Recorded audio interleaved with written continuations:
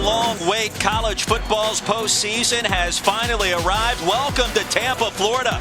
Marshall and UCF. Dance Party USA has been going on all week long. Both programs having their fun here in the Sunshine State. We're ready to go as we welcome you to the Bad Boy Mowers Gasparilla Bowl as part of Capital One Bowl Mania. 8-4 Thundering Herd, the 9-3 UCF Knights. And welcome to our broadcast position with Kelly Stopper. I am Roy Philpott. Lauren Sisler joins us on the sidelines in just a couple of minutes. And Kelly, UCF and Marshall, two teams oh so close from playing for their conference championships. The question is, which team is more motivated for this matchup today? I think that's a great question. You and I were just talking about this. I think the first thing you have to do in bowl season is establish why the game is important, and within that importance you find the motivation. This is why I think it's important for both of these programs. UCF spent 4 years building this brand. This senior class has won 40 football games, and so you want to send them out on a good note. Turn the page to year 3 of Josh Heupel. Marshall, Doc Holliday, all they do is win bowl games. They're 6-0. They're bowl killers. I think this is a great matchup today. That's a great phrase, rather. Bowl killers, and Marshall has been fantastic. So we take a look at what to watch for today. What do you like? I think there are two distinct things to watch for.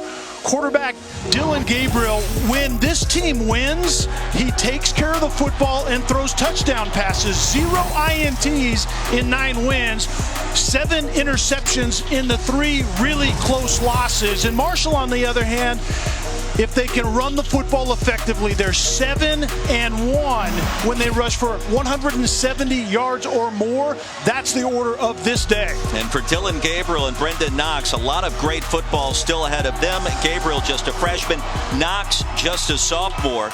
And by the way, he was Conference USA's most valuable player. He gets downhill in a hurry. And that is exactly the phrase, Roy, is downhill. Brendan Knox is a very physical back, and he gets better in the fourth quarter. His yards per carry go up in the fourth quarter because all the broken tackles in quarters 1, 2, and 3. This young man may carry the ball 35 to 40 times today. If he does, Marshall has a good chance in this game. Let's take a look at today's PlayStation Player Impact Rating. Conference USA's MVP. Oh, by the way, rushed for nearly 1,300 yards this season. Brendan Knox will be the workhorse today for the Marshall Thundering Herd. Meanwhile, for UCF, we mentioned Dillon Gabriel, the true freshman. He's from Hawaii, has a great demeanor about him.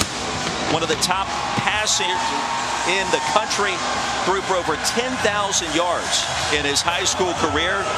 And this season, 3rd in the nation for all first-year quarterbacks. Dillon Gabriel emerged in preseason camp, and he has been phenomenal in his first season in Orlando.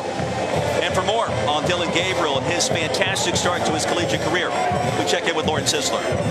Dillon Gabriel took an official visit to USC as well as Georgia, but when he put on that UCF jersey, his mom, Dory, knew right away that's exactly where he belonged. And it goes back to his days of playing Pop Warner football in 2012 when he led his team to the Super Bowl at the ESPN Wide World of Sports as a quarterback, where they came up just short of the win. And afterwards, a guy came up to him and said, "Hey, you're that Hawaii quarterback, right?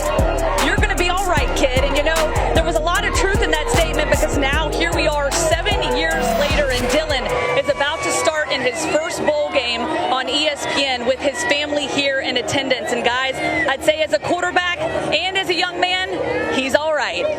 No question about it, Lauren. UCF at 9-3. Their 3 losses this year by combined 7 points as the Knights take the field here inside of Raymond James Stadium.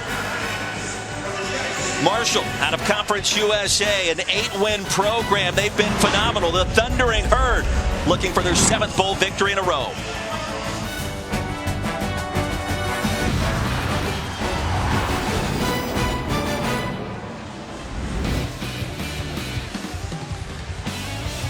Almost ready to go here at Raymond James Stadium. The only bowl game of the day. Marshall and UCF. Kelly Stopper, Lauren Sisler, Roy Philpott. UCF won the coin toss, deferred to the second half. Rain pushing through the area as we speak. And it should end by some point in the second half at 68 degrees, slight breeze. and a whole lot of fun expected for this ball game. Yeah, and we were told that they resodded this field after the NFL game yesterday, and so it'll be interesting to see how this field holds up. And I think if it's raining, it's all about ball security, and we may see even more of Brendan Knox, if that's possible, carrying the football for Marshall in that downhill run game. Marshall victorious in this bowl game last year over UCF, undefeated with Doc Holliday as the head coach in postseason play. And the fireworks have already started in Tampa. It is a little loud up here in the broadcast booth when that thing goes off. That is extremely loud for a very small cannon.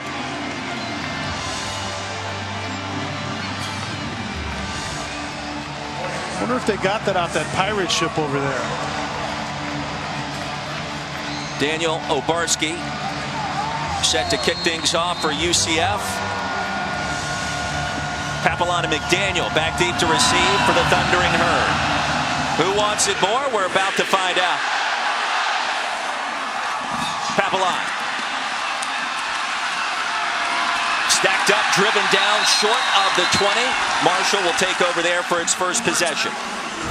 Thundering Herd this season led by Isaiah Green out of Fairburn, Georgia. Redshirt sophomore. He's actually the co-freshman of the year a season ago in Conference USA. Kelly, he's a dual threat player. He's thrown for over 2,200 yards this year, rushed for over 250.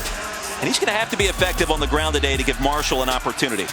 Yeah, and we talked about that Brendan Knox will carry the load in that run game, but that attention that Knox will get provides opportunity in the quarterback zone read game via Isaiah Green.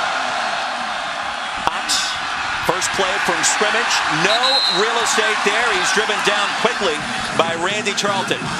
So everybody watching this game understands that Marshall is about handing the ball off to Brendan Knox. So obviously defensive coordinator Randy Shannon from UCF is going to put a bunch of hats in the box to try to force Isaiah Green to have to win this game in the air.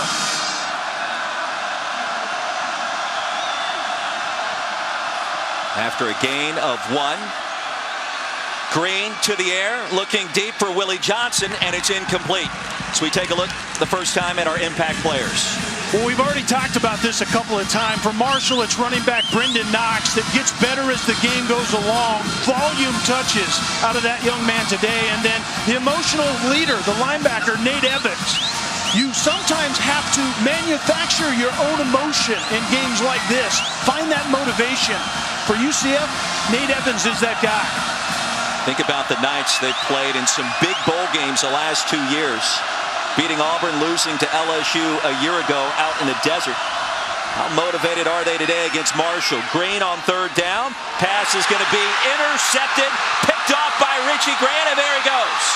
Grant towards the end zone for a touchdown.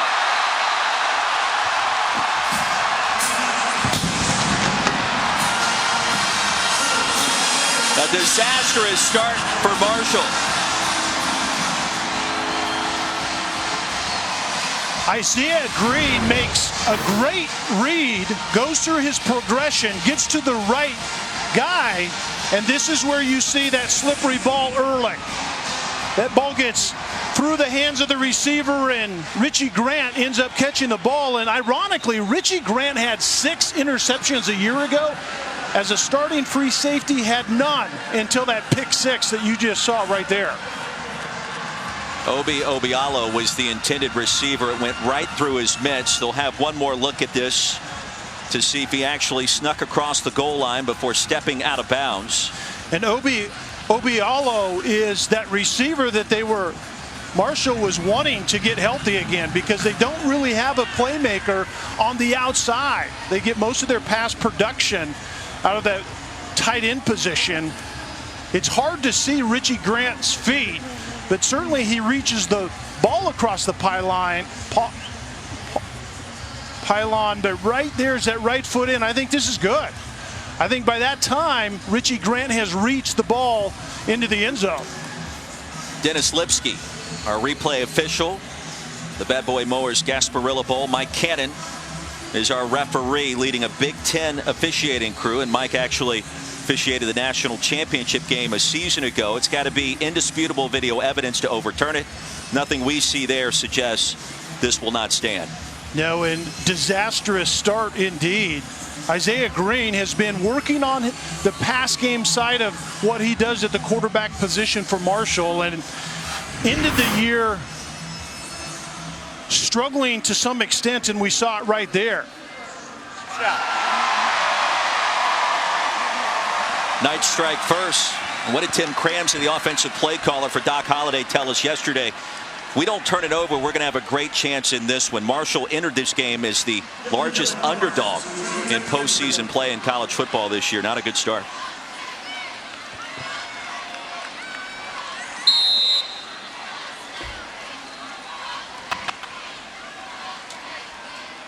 Barnes on for the point after. On the way and good. Richie Grant turning him over. First interception of his junior season. And he takes it back to the house. 39 yards out as UCF strikes first. Here are the Bad Boy Mowers. Gasparilla Bowl in Tampa. ESPN, home of the New Year's Six and the College Football Playoff. Fast start for the Knights of UCF here in Tampa, Florida, home of the Tampa Bay Buccaneers. 7-0 after the pick six. Less than a minute into the Bad Boy Mowers Gasparilla Bowl. Yeah, not exactly the start that Marshall envisioned. And Isaiah Green threw a nice ball, and Obialo just let it slip through his hands. And the condition has been incredibly wet since the start of this game. Daniel Obarski for the second time in less than 60 seconds. Papillon with a crease, ushered out at the 26. Marshall takes over there. I mean, rain's going to be a factor today. We certainly understand that, and both teams have to adjust to it as the precipitation gets heavier or potentially lighter. Lauren Sisler has more. Lauren? Yeah, so Obialo came over to the sideline right after the ball was intercepted. Obviously a slip grip. Sitting on the bench, he was a little disappointed, obviously, in the play, and the trainers walked right over the equipment staff and grabbed another pair of gloves. And they told me the biggest difference in the wet weather gloves is there's actually a leather palm on it, so it gives him more grip. Nice detective work, Lauren. Play action on first down. Armani Levias off to the races. He's got a first down. Loses the football, and there it goes, and UCF recovers. Antoine Collier corralled the loose ball. UCF has it at their 29. Armani Levias is the big play receiver. A lot of times, even though he's a 260-pound tight end, he'll be out at the slot position. This is a nice little wrinkle on a tight end screen, but it's all about ball security. Antoine Collier ends up corralling this one, but Marshall is shooting themselves in the foot early. Richie Grant, I believe, is the UCF defender, certainly, that punched that ball out. The second huge play for Richie Grant, and Collier was the beneficiary of Grant's hard work. Love the play call. The execution was perfect up until the very end. And how about the start for Richie Grant? First offensive play for the Knights. They'll use tempo, the dump off to Marlon Williams for a short pickup.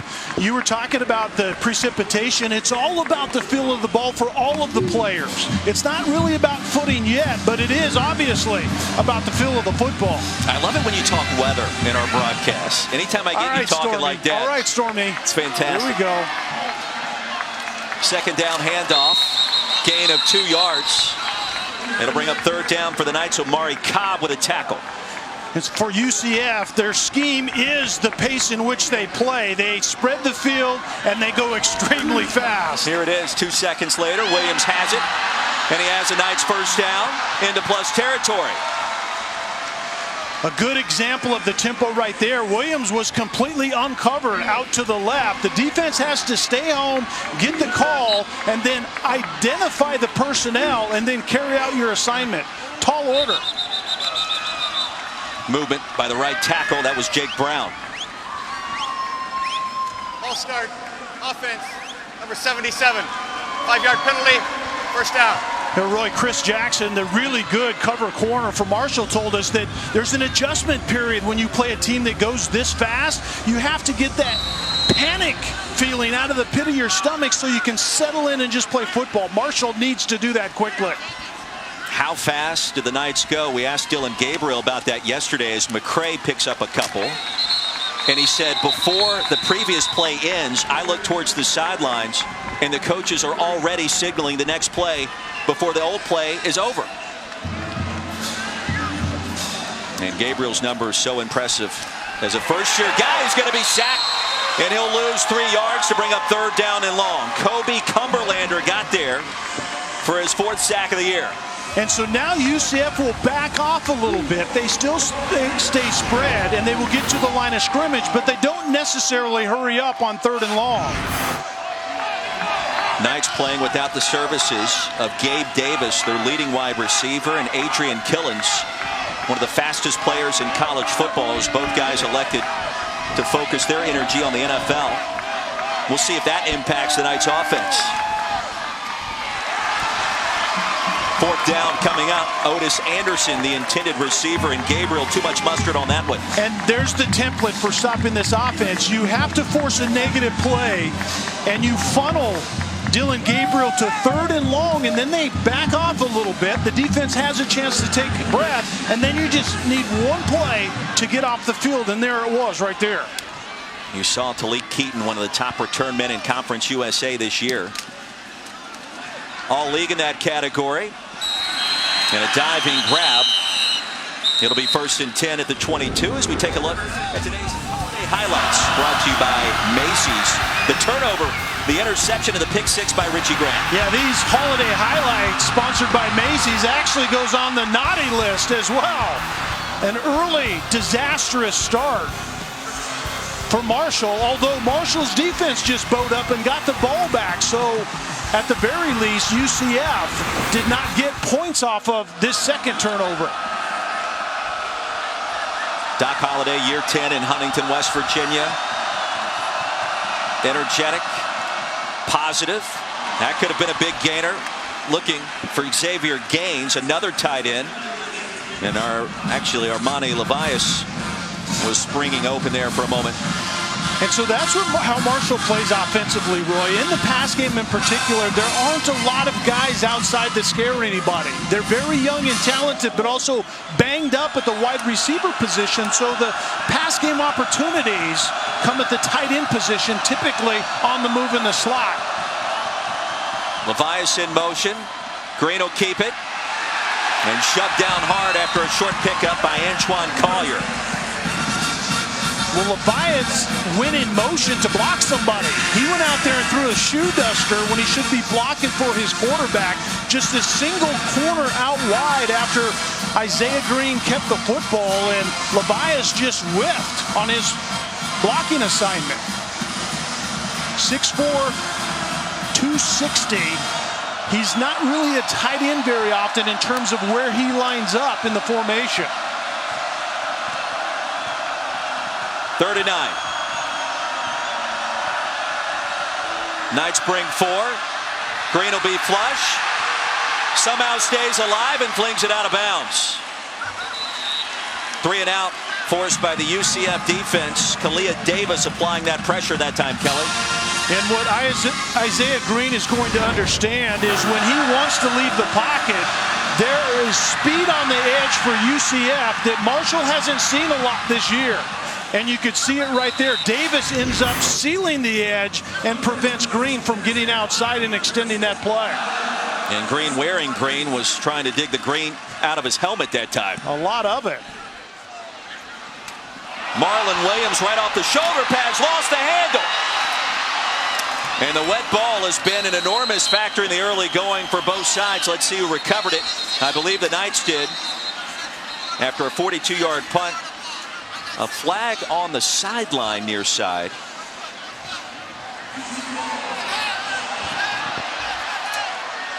And let's check this penalty.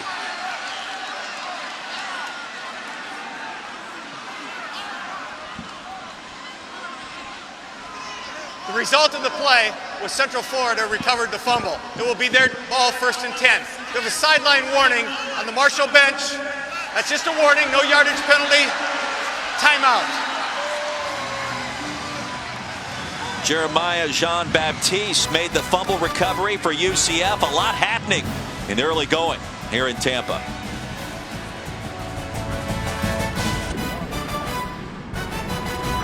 The Bad Boy Mowers Gasparilla Bowl.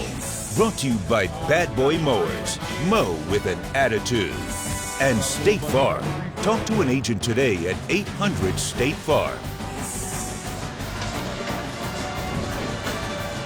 Well, it's become a tradition during Doc Holliday's time in Huntington, the annual Marshall Toy Drive. Players help holiday shoppers and children look for the perfect gifts, stuffing the team's equipment truck with toys. Always a wonderful time.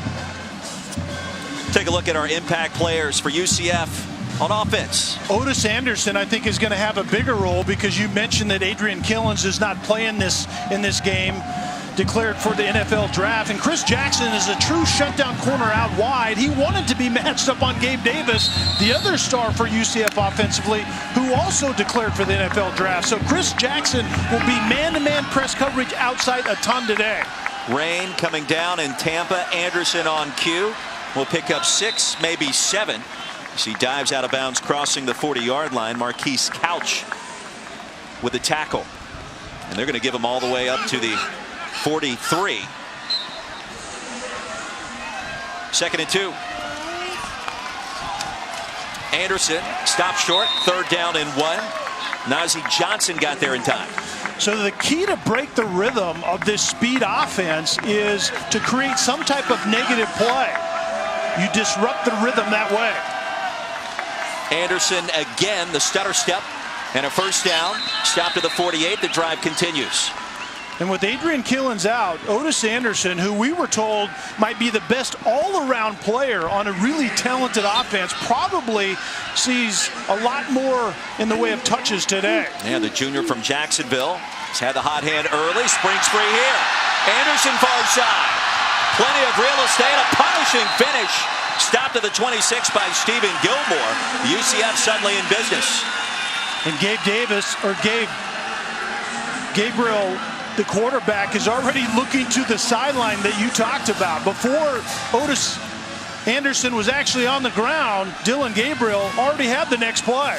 Kelly, that's a gain of 21. 1st and 10. Anderson shoved backwards violently at the line of scrimmage. Marquise Couch got there again, his 2nd stop on this possession. So this was really Gabe Davis territory. When UCF gets in the red zone, Gabe Davis is an NFL-type guy, 6'3", 212. Great ball catcher when he goes up high and snatches it, tracks the ball well. Jacob Harris replaces Davis in the starting lineup. There goes McCray for the easy touchdown. From 26 yards out, McCray untouched. UCF spreads it as wide as you can, goes as fast as they can, but it's to create vertical run lanes. And McCray gets north and south quickly. And that's what that group of running backs for UCF are taught to do. Get vertical as fast as you can. And there's a great example of it with McCray. 3rd carry. That one reaches Pater, and UCF off to a fantastic start in postseason play once again. Greg McCray, the junior from Miami, reaching the end zone. Knights lead it by 14, just underway here in Tampa. Well, the annual NBA on Christmas Day tradition rolls on. Headed your way at noon Eastern. Celtics Raptors on ESPN, then the Bucks Sixers on ABC, followed by the Rockets Warriors, Clippers Lakers. We cap off the day with the Pelicans and the Nuggets. 10:30 right here on ESPN. A 5-pack of games to get your holidays started off in fabulous fashion. Back in Tampa, 14-0 our score. UCF all over Marshall. American Conference versus Conference USA. 2 costly turnovers already for the Thundering Herd, resulting in the 2 scores for the Knights. Obarski, 3rd time we've seen him already. And Papillon runs it out again. Stopped hard at the 20.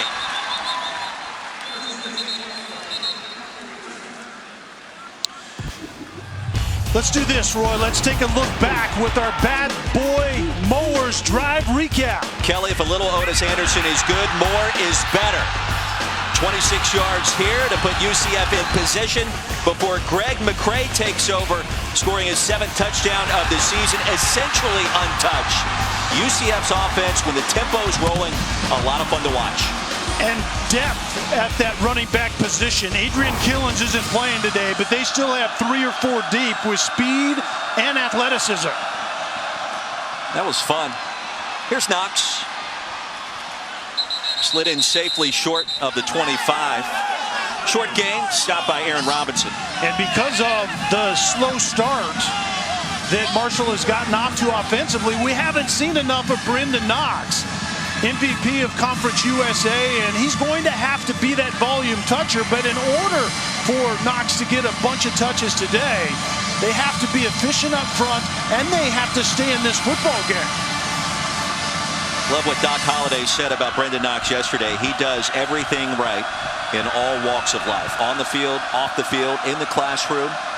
A role model of sorts. Green. Nobody open, flings it. And dropped. Gaines, the intended receiver, one of those talented tight ends. And Gaines looks at his hands in which the ball just went through after that pass. And Lauren talked about the gloves. And I don't know what kind of gloves they need, but I do know this. They need to focus on the football in that pass game. 3rd and 6. Conservative play call. Knox unable to reach the line to gain. A pickup of 2 and a late flag on the field. Let's check the penalty. Eric Gilliard with the tackle. That flag came in awfully late.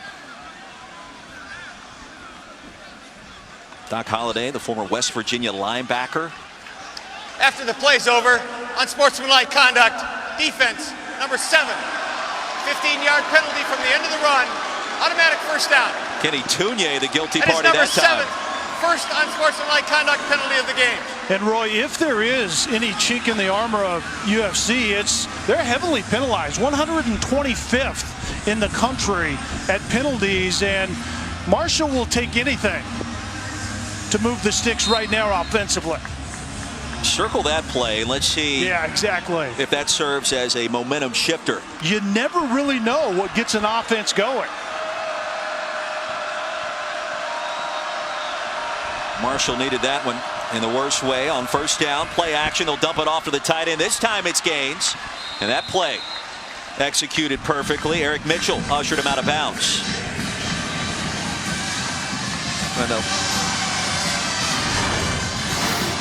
Last sequence, that penalty is Tunier. Some extracurriculars. Yet I think that's just Tunier coming in late with the forearm shiver to the middle of the back and then the right cross to the back of the head. A crease for Knox, his first big gainer. He's going to pick up the first down after a gain of 10 yards. And you talked about it, Roy. You never know what's going to get an offense going. It's amazing sometimes the turning point in a game, and Marshall offensively hasn't done a whole lot right. They haven't hung on to the football in the pass game, got nothing going up front in the run game, and then all of a sudden the drive is extended because of that penalty and 2 positive plays later, and here we are. Critical moment halfway through our first quarter. Thundering Herd needs some points.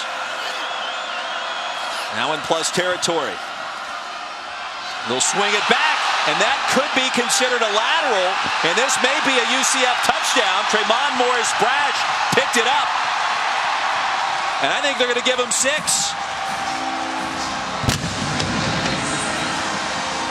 Marshall calls that their element plays. There is a flag on the field back at the 45, so let's check the penalty. I think the flag on the field on UCF's sideline is going to be a sideline warning. But then this is certainly going to be reviewed to see if this was a forward pass. It's where the ball is released, a straight line to where the ball is received. We'll have to take a closer look at this. And the officials are trained to let the play happen. The ruling on the field was that the pass was backwards, picked up by the defense, and run in for a touchdown. We have a sideline warning on the UCF bench. There's no yardage assessed with that penalty. And the first player to touch the ball was actually a UCF defender, tipped this football.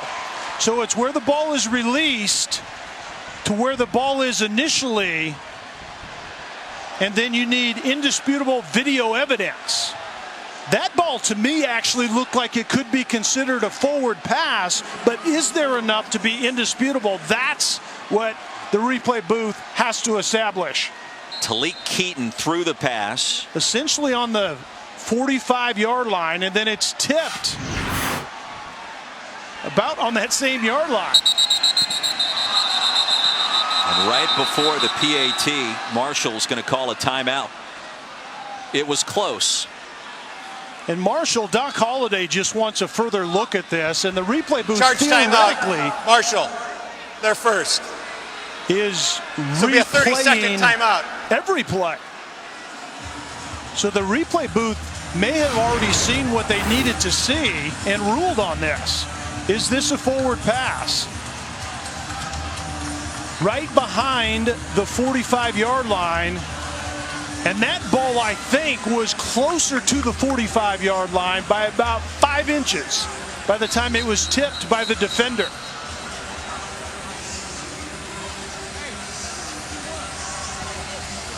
Indisputable video evidence. I don't think that's enough. I don't think it is either. Therefore, it will stand the way it was called on the field. And another ginormous play by UCF early in this one. All 3 Knights touchdowns coming off of Marshall turnovers. 2 of those literally with a pick 6. And then the scoop and score by Tremaine Morris Brash. And Barnes true on the extra point.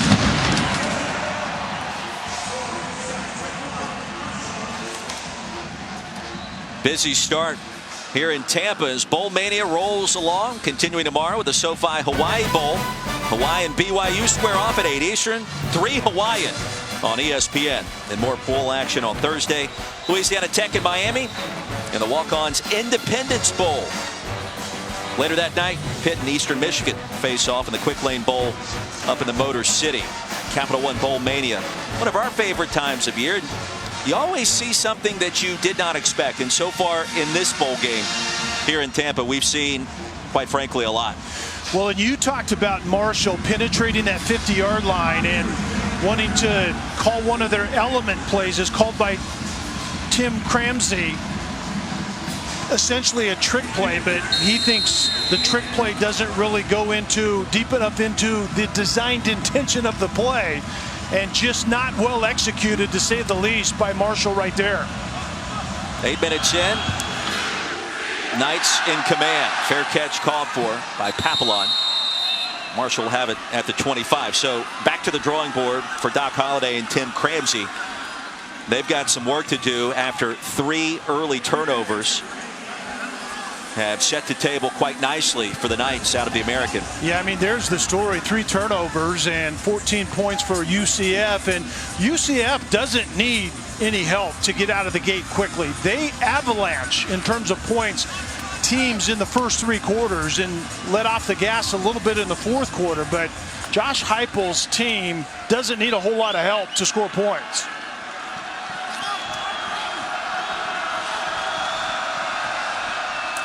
Knox back to the line. He may have lost a yard. Morris Brash, who just had the touchdown, has the TFL here. And UCF, no stranger to early success in games this season. You know, and we were looking at these numbers, and you can see the first 3 quarters, FBS rank, off to a really good start typically. But that 4th quarter number, I think, is because they typically have the lead, and they try to find a way to just get to the locker room after the game.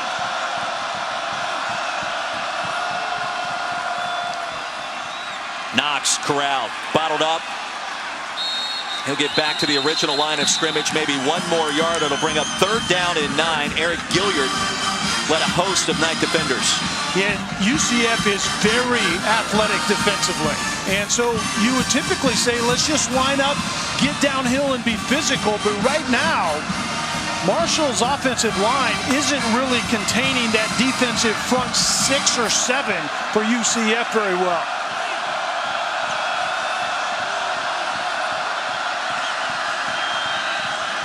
Green will change the play. He'll get the signal in from the Marshall sideline. 4-man front for the Knights, and here they come. Green flings it. Levias has it. And close to first down yardage. Needed across the 35, and I think he got there. I think Levias gets there right at the very end. But remember, he's 6'4", 260, and you have to know what your team needs right now. There's a little bit too much dancing around for my own good by a 260-pound tight end. Duck your head, get the first down, and fortunate at the end, he did just that. Drive continues, approaching 5 to play in our first quarter. Knights show a 5-man front. And Green, little hop, skip, and a jump. He's got another first down. Banged down after a pickup of 11 yards. Grant and Robinson combined to make the stop, Kelly. This is where I think Isaiah Green is at his best. I think he's doing a much better job in the quarterback zone read run game because of the attention that Knox gets. And Green's coming off and obviously has an issue with that right hand, which is his throwing hand as a right-handed quarterback. Alex Thompson checks in for the first time, the grad transfer from Wagner College. Has thrown 7 passes this season. Knox on the delayed handoff. Plenty of real estate and another first down. Flag on the field near the 41.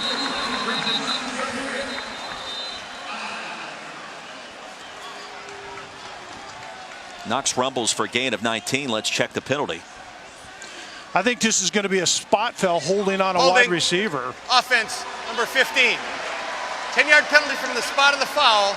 Replay first down. Levias, the big tight end, getting called for that penalty. And let's take a look back at the hit that Isaiah Green takes. The ball is in the right hand. There was a shoulder pad right on that right hand, and that's the play where Green left the field shaking that right hand, which is obviously essential with the right-handed thrower. Aaron Robinson laid the lumber that time to Green. He's a transfer from Alabama. Marshall's put up some decent offensive numbers so far, but with 3 turnovers, nothing to show for it.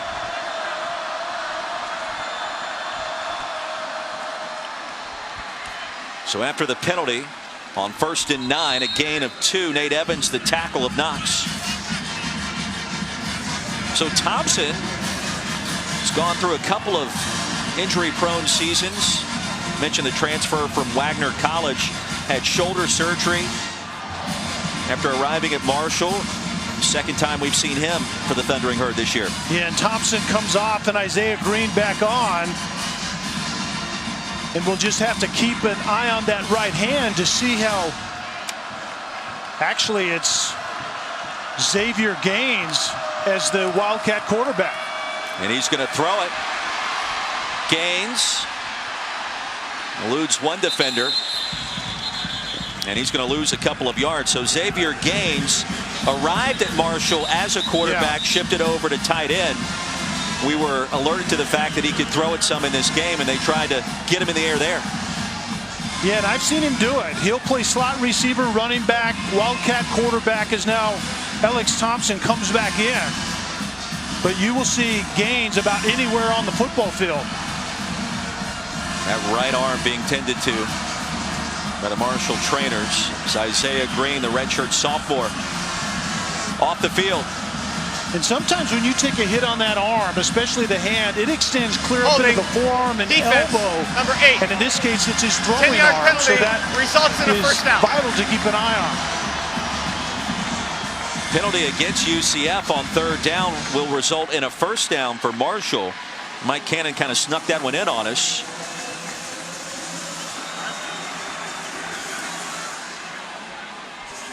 And in clear pain is Isaiah Green. Stretching out the hand, and that goes clear up into the forearm. It seems to me, based on where the trainer is looking and rubbing right there, it's the hand all the way up into the forearm, clear up to the elbow.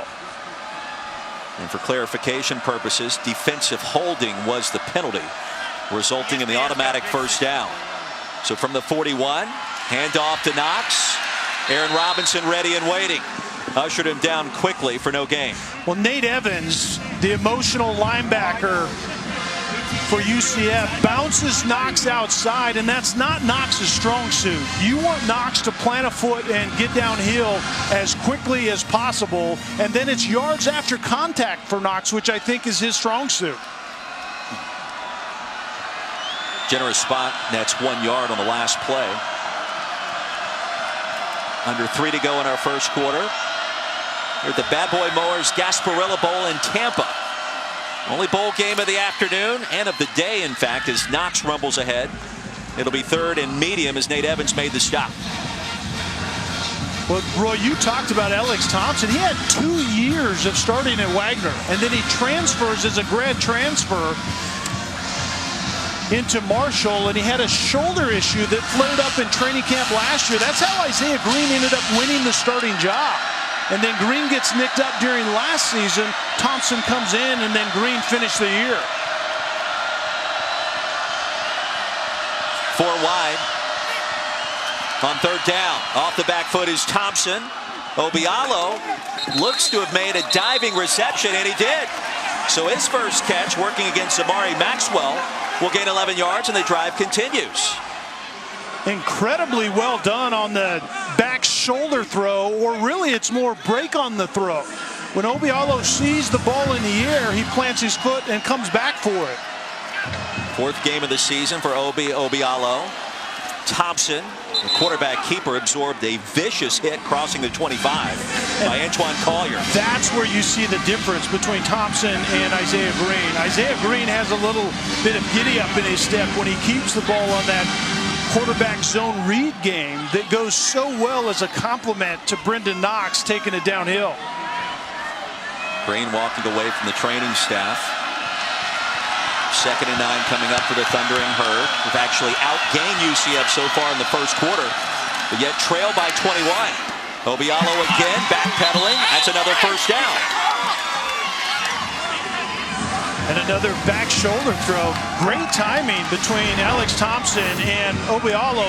A lot of times the 2s at quarterback and the 1s at wide receiver don't have a lot of time together, and Thompson takes a lick, but completes the ball nonetheless. Timeout for injured defensive player. Injured UCF player near the 13.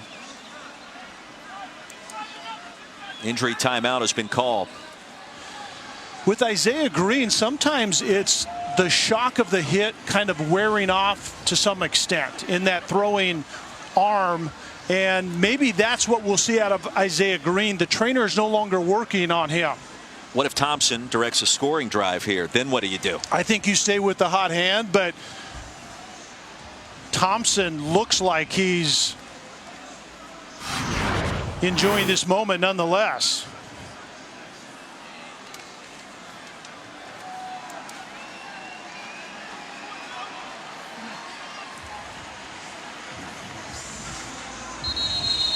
So Chris DeLoach gets up under his own power and appears to be okay.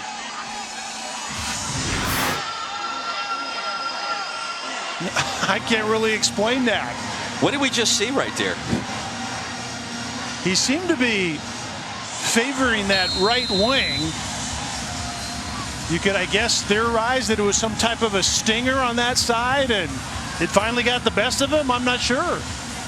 Okay. You gonna go with that one? Merry Christmas. Yeah, exactly. Happy New Year, and a couple of gifts from the UCF defense. After all that, first down. Thompson, a gap run, stopped at the 10. Eric Gilliard got there, but he picked up 5 in the process. Alex Thompson coming in and providing a little bit of a spark. That quarterback zone read game is not really Thompson's strong suit, but he's been a nifty runner. 2 for 2 throwing the football since he came in for 21 yards.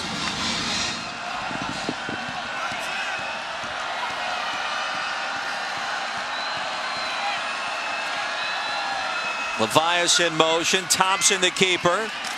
And on the final play of our first quarter, he'll be stopped for no gain by Nate Evans, the senior linebacker for the Knights. And it's the end of 15 the minutes first in the books here in Tampa. The Knights on a roll, forcing 3 turnovers, 2 of which were returned for touchdowns. 21-0.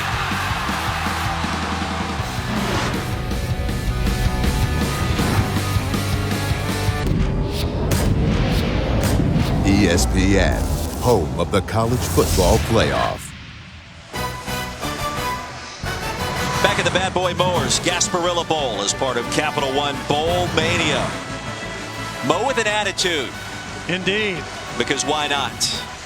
21-0 our score. UCF all over Marshall, but the Thundering Herd in position, Kelly, on 3rd and 5 from the 10-yard line. You just get a feeling this has to be 7, right? This drive has to end up in the end zone. 7 minutes so far, 15 plays for the Thundering Herd. Backup quarterback on the field and Alex Thompson. Here's the MVP of Conference USA, Brendan Knox. Lost the football.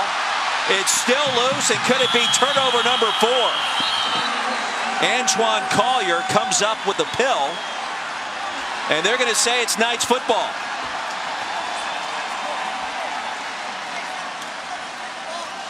Collier definitely corrals the football right at the end, and it then becomes the same thing as if a catch inbounds.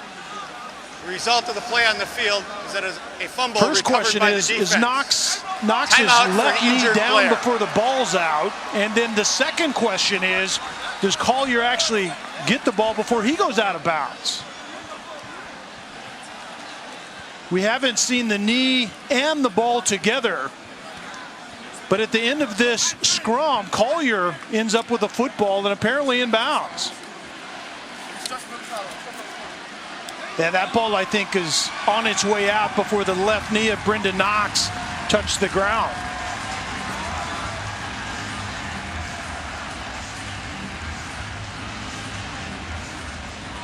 Aaron Robinson, helmet on leather.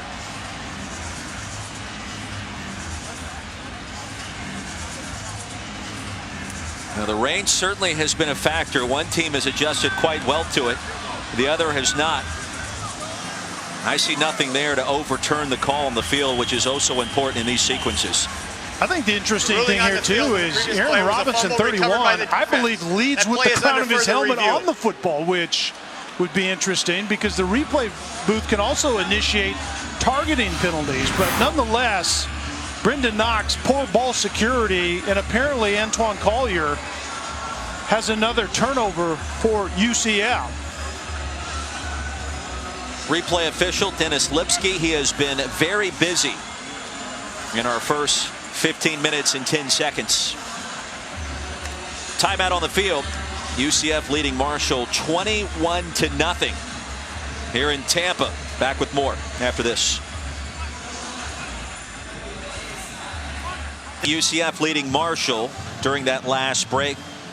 Dennis Lipsky, our replay official, confirmed a recovery by UCF after indeed a fumble occurred as Aaron Robinson lowered the shoulder, forcing the ball out before Knox hit the ground. And so UCF has now forced 4 turnovers in just over 15 minutes. Knox can't believe it.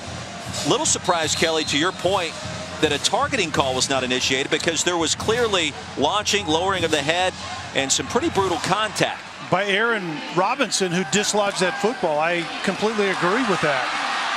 Darryl Mack checks in at quarterback for UCF, and a first down carry nets 11 yards. Well, in the meantime, Marshall was going in to get 7 points they desperately needed. They get nothing. Instead, they turn the ball over for the 3rd time. Disastrous first half for Marshall here today. Mack, who started preseason camp as the starting signal caller. We were told he would get some reps early in this one, and in fact it occurs the start of our second quarter. Flag on the field some 10 seconds after the last play concluded.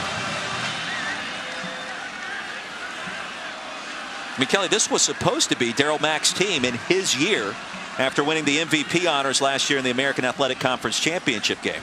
And remember, Brandon Wimbush transferred in from Notre Dame as well as a fifth-year senior, and out of nowhere, Dylan Gabriel shows up in camp and progressively kind of took over this team, aided by Darryl Mack having a broken ankle sometime in July that inhibited him during training camp. 44, 15-yard penalty, automatic first out.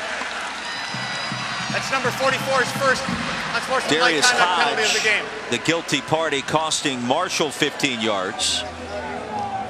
And so UCF, not needing additional help, will receive it as the ball spotted up at the 46. Lauren Sisler has more. Yeah, Josh Heupel said he's very optimistic about his strength at quarterback coming back next year. He says Dylan Gabriel has really become smarter, more decisive, has a high ceiling, and he feels the same way about Darryl Mack Jr., who has a lot of potential when he's healthy. Back him up 5 yards on the false start here. False start, offense, number 65. 5-yard penalty, first down.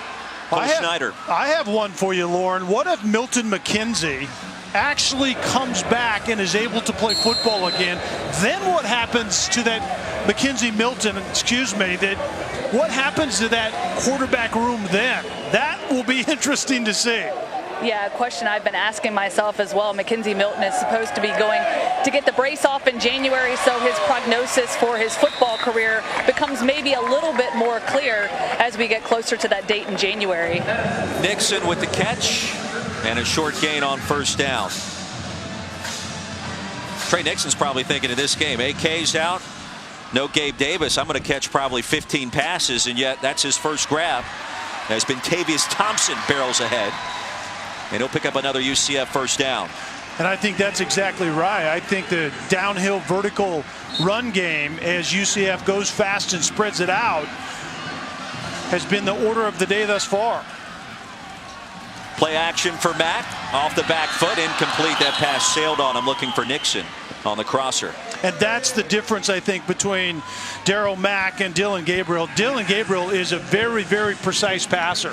I think a lot of times just accuracy, deep ball accuracy, throwing it in rhythm. And Darryl Mack sometimes is inconsistent in that aspect of the game. Mackenzie Milton just graduated. He has 1 year of eligibility left. Darryl Mack is just a redshirt sophomore. Dylan Gabriel's a true freshman. To your point, next season in Orlando at the Bounce House. Would be interesting, right? You got three quarterbacks that could play some Power 5 football around the nation. A lot of schools would take any one of those guys. Looking for Marlon Williams, contact, and a late flag, make it 2. Not sure if the pass was catchable, but that's going to be an infraction against Marshall. Nazeeh Johnson is the safety that was split out wide to cover Williams down the field, and I think Johnson was in pretty good position, grabs the arm late. Pass interference, defense, number 13, 15-yard penalty from the previous spot, automatic first down. And Roy, so many times with young players in coverage, they panic late. And I think Johnson felt that he was out of position, that Williams had a better opportunity to go get the football, and Johnson was probably right. Grabs the arm and drags Williams to the ground. I believe the name was misspelled on the back of his jersey. It just said William. It was missing an S. Thompson, a power run and a gain of 9 yards on first down. Johnson prevented the score.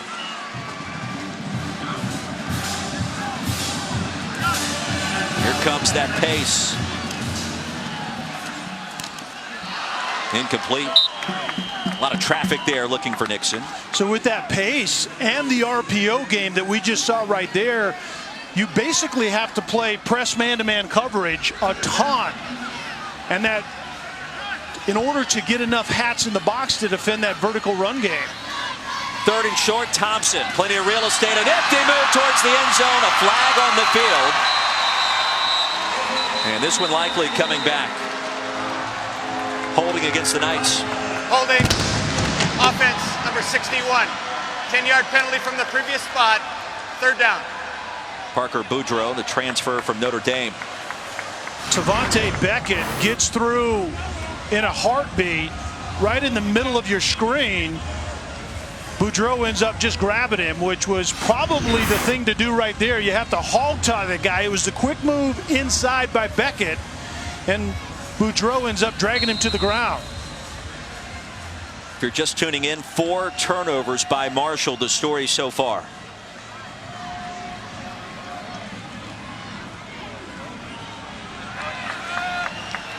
Third down and 11. Costly penalty for the Knights. Mack remains the quarterback. Under duress, it's going to be picked off. Is this the spark for the Thundering Herd they're so desperately needing? Micah Abraham stays in bounds towards the end zone. Yes, indeed it is. Talk about a turn of events. Big plays galore in Tampa.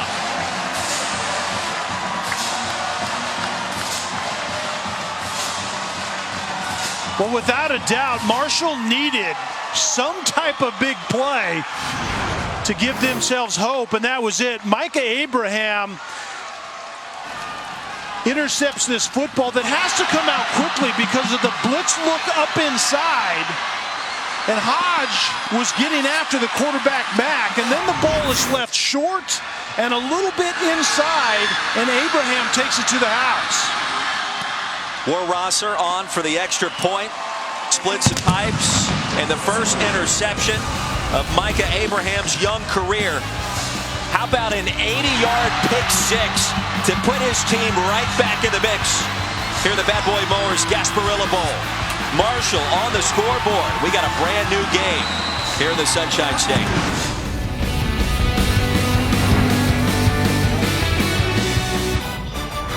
The Bad Boy Mowers Gasparilla Bowl, brought to you by Capital One, what's in your wallet, and CarMax, the way it should be.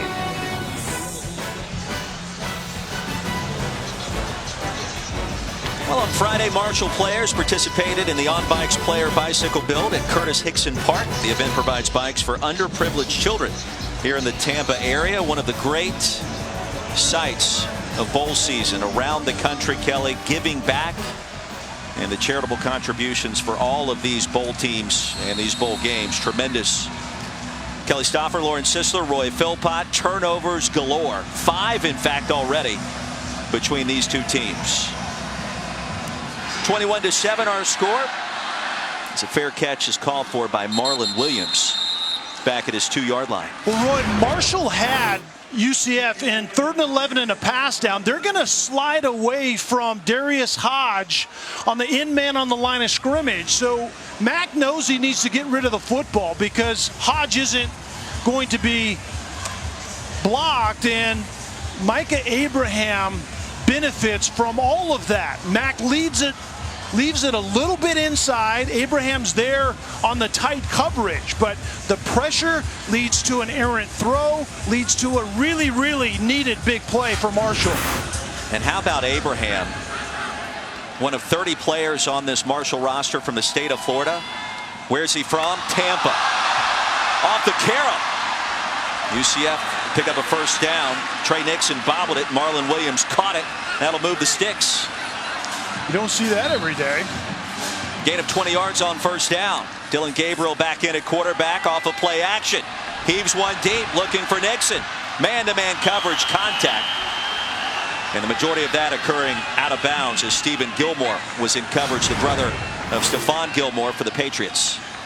Let's take a look at the previous play. Trey Nixon should have caught this ball, doesn't, but you do the next best thing and bounce it to one of your teammates in Williams.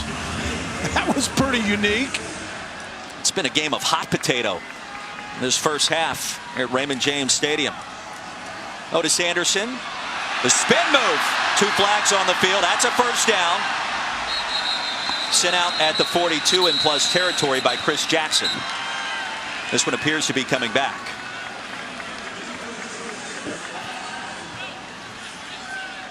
I think Beckett was held once again. The outside linebacker getting quick penetration, and UCF having a hard time dealing with it. There appeared to be a face mask at the end of that play also, but that flag came out well behind the play. Josh Heupel, second season. I think these are going to be offsetting penalties, Kelly. There are 2 fouls on the play, 1 against each team. Personal foul, face mask, defense number 34. Personal foul, face mask, offense number 73. Those fouls offset, replay second down. Stephen Gilmore, Samuel Jackson. All of that will negate an 18-yard burst by Otis Anderson. The face mask comes at the very end of the play. Right there. So many times in traffic, a defensive player will just reach out and try to get anything they can. And most of the time when they get the face mask, it's inadvertent like it was right there. A wacky start here in the Bad Boy Mowers Gasparilla Bowl. High snap. Gabriel did all that he could to corral it, as Anderson is sent out near the 49 by Najee Johnson. Marshall defensively has done a decent job of containing the pass game for UCF. It's that downhill, violent, explosive run game that they've had issues with. Big play here on 3rd down. Anderson bottled up and sent down. No real estate that time. Marquise Couch stopped him right at the line. It'll bring up 4th down. And Couch was really unblocked. The in man on the line of scrimmage to the offense's right side and just crashes down. There really isn't a quarterback influence in the run game. Dylan Gabriel doesn't keep it a ton, and Couch didn't even slow down. Marshall was a penalty away from falling behind 28-0.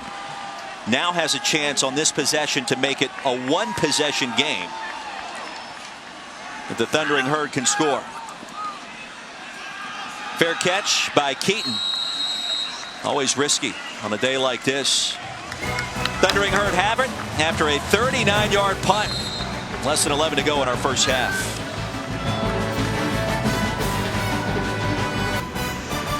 Well, the Progressive Bowl Challenge Cup is here at Raymond James Stadium. Will be awarded to the conference that has the highest winning percentage in postseason play this year. Last season was Conference USA. This year, the Pac-12. Wouldn't you know it? Look at that. Off to a great start.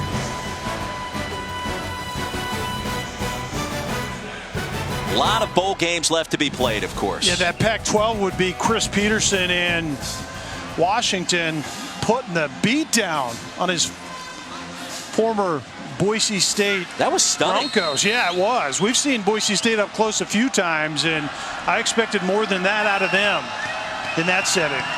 Marshall back in it. So is Isaiah Green. On 1st down, the quarterback carries it ahead to the 20. It'll bring up 2nd and 5. Morris Brash the stop.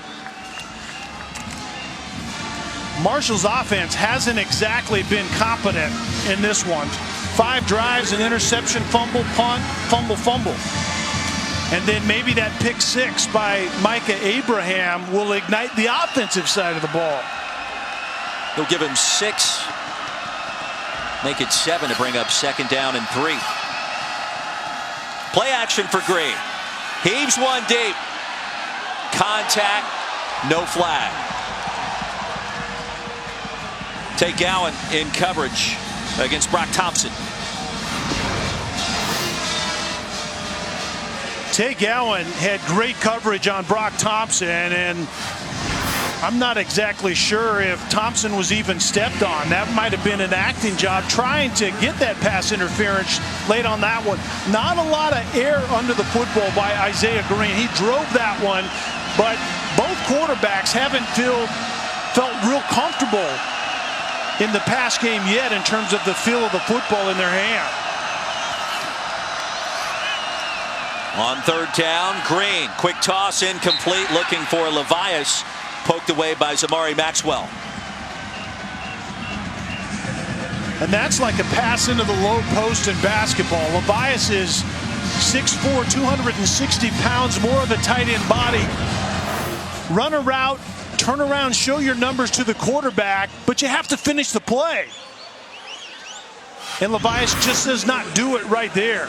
Decent coverage by Maxwell, but there was an opportunity to finish that play by Levias. Robert Lefevre punted away for the first time. Good bounce to Anderson, who stays alive. hit hard at the 45 by the punter, Lefevre. So after a punt of 48, UCF with outstanding field position, thanks once again to Otis Anderson. Now don't forget, coming up later on tonight after Monday Night Football, stick around for SportsCenter with Scott Van Pelt. Extensive reactions for Minneapolis, Vikings, Packers. James Harden, the Rockets looking for their 4th consecutive win. SportsCenter, SVP on ESPN, the ESPN app after Monday Night Football. This game has had a lot in this first half so far. So many opportunities for both sides of the ball to gain momentum, and we'll see how it finishes out. But Marshall needed to go on a drive right there, and they could have made it really interesting after that big play by Micah Abraham to get Marshall back in this one. Nixon in motion. He'll fake the handoff backwards. Harris was breaking free, and Gabriel couldn't spot him. Jacob Harris replacing Gabe Davis had a step.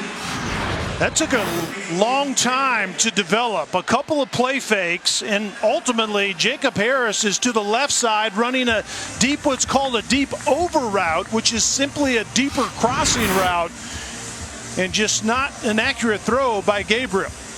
Harris started his career at Western Kentucky. Played mostly special teams a season ago. Been a factor at times this season for the Knights.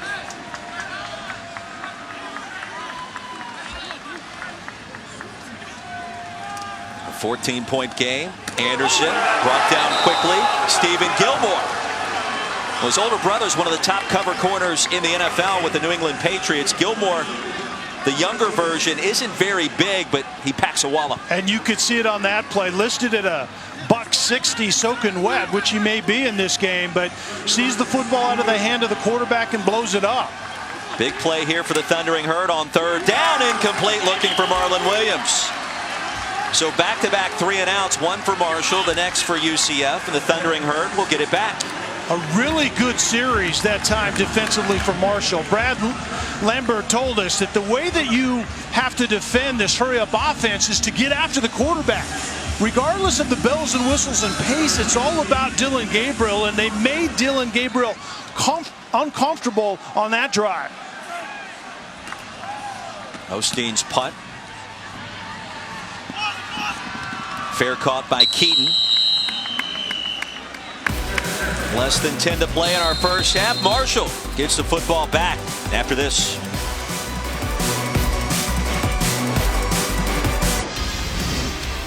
Interesting start here in Tampa as we take a look at today's clutch delivery brought to you by Chipotle.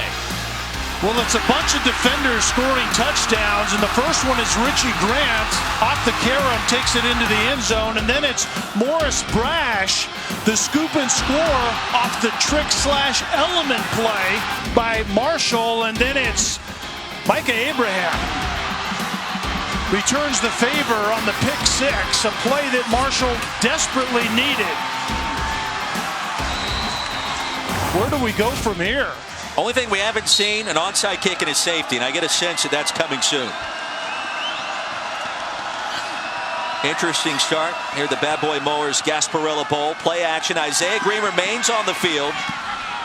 Dangerous toss looking for Gaines is incomplete. If you were making the decisions, you talked about maybe putting Alex Thompson back in this situation. I'm doing it right now. I just feel like the offense was crisper, and Green clearly was banged up on that throwing hand back in the first quarter.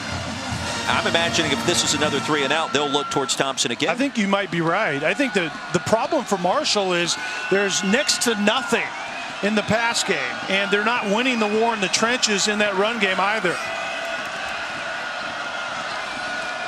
2nd and 10. Knox with a crease and a nice pickup. 3rd down and manageable coming up. Rain's been a factor today. The weather has, and Isaiah Green's right arm an issue after this hit by Aaron Robinson. Yeah, Green got whacked, and their trainer certainly worked on that right arm for quite some time, and then Green came back in. But the thing about Brandon Knox carrying the football, sometimes it pays dividends in the 4th quarter, so you have to stay with that downhill run game. Flag on the field on 3rd and 4. Obiolo breaking open. And Green sails the pass past him and Zamari Maxwell for UCF. think it's a great use of the snap count in that situation by Isaiah Green. It should be a Marshall Offside. first down. Defense, number 91. 5-yard penalty results in a first down. It's a great job by Isaiah Green, realizing at 4th and 4, I can go to a hard count and potentially pick up a cheap way of moving the sticks, and that's exactly what happened. Wild bowl season so far. You mentioned the Washington demolition of Boise State. About Florida Atlantic taking care of SMU without its head coach in the regular season and several key players. Wild start here. Knox bottled up, back to the line. Randy Charlton got there first for UCF. And Marshall going with that power run game, and so they're pulling 2 offensive linemen from the right side to lead Knox up on the left side. And it's kind of a counter, and the way that UCF is defending that is boxing it inside, and then the athleticism comes from the inside and swallows that play up.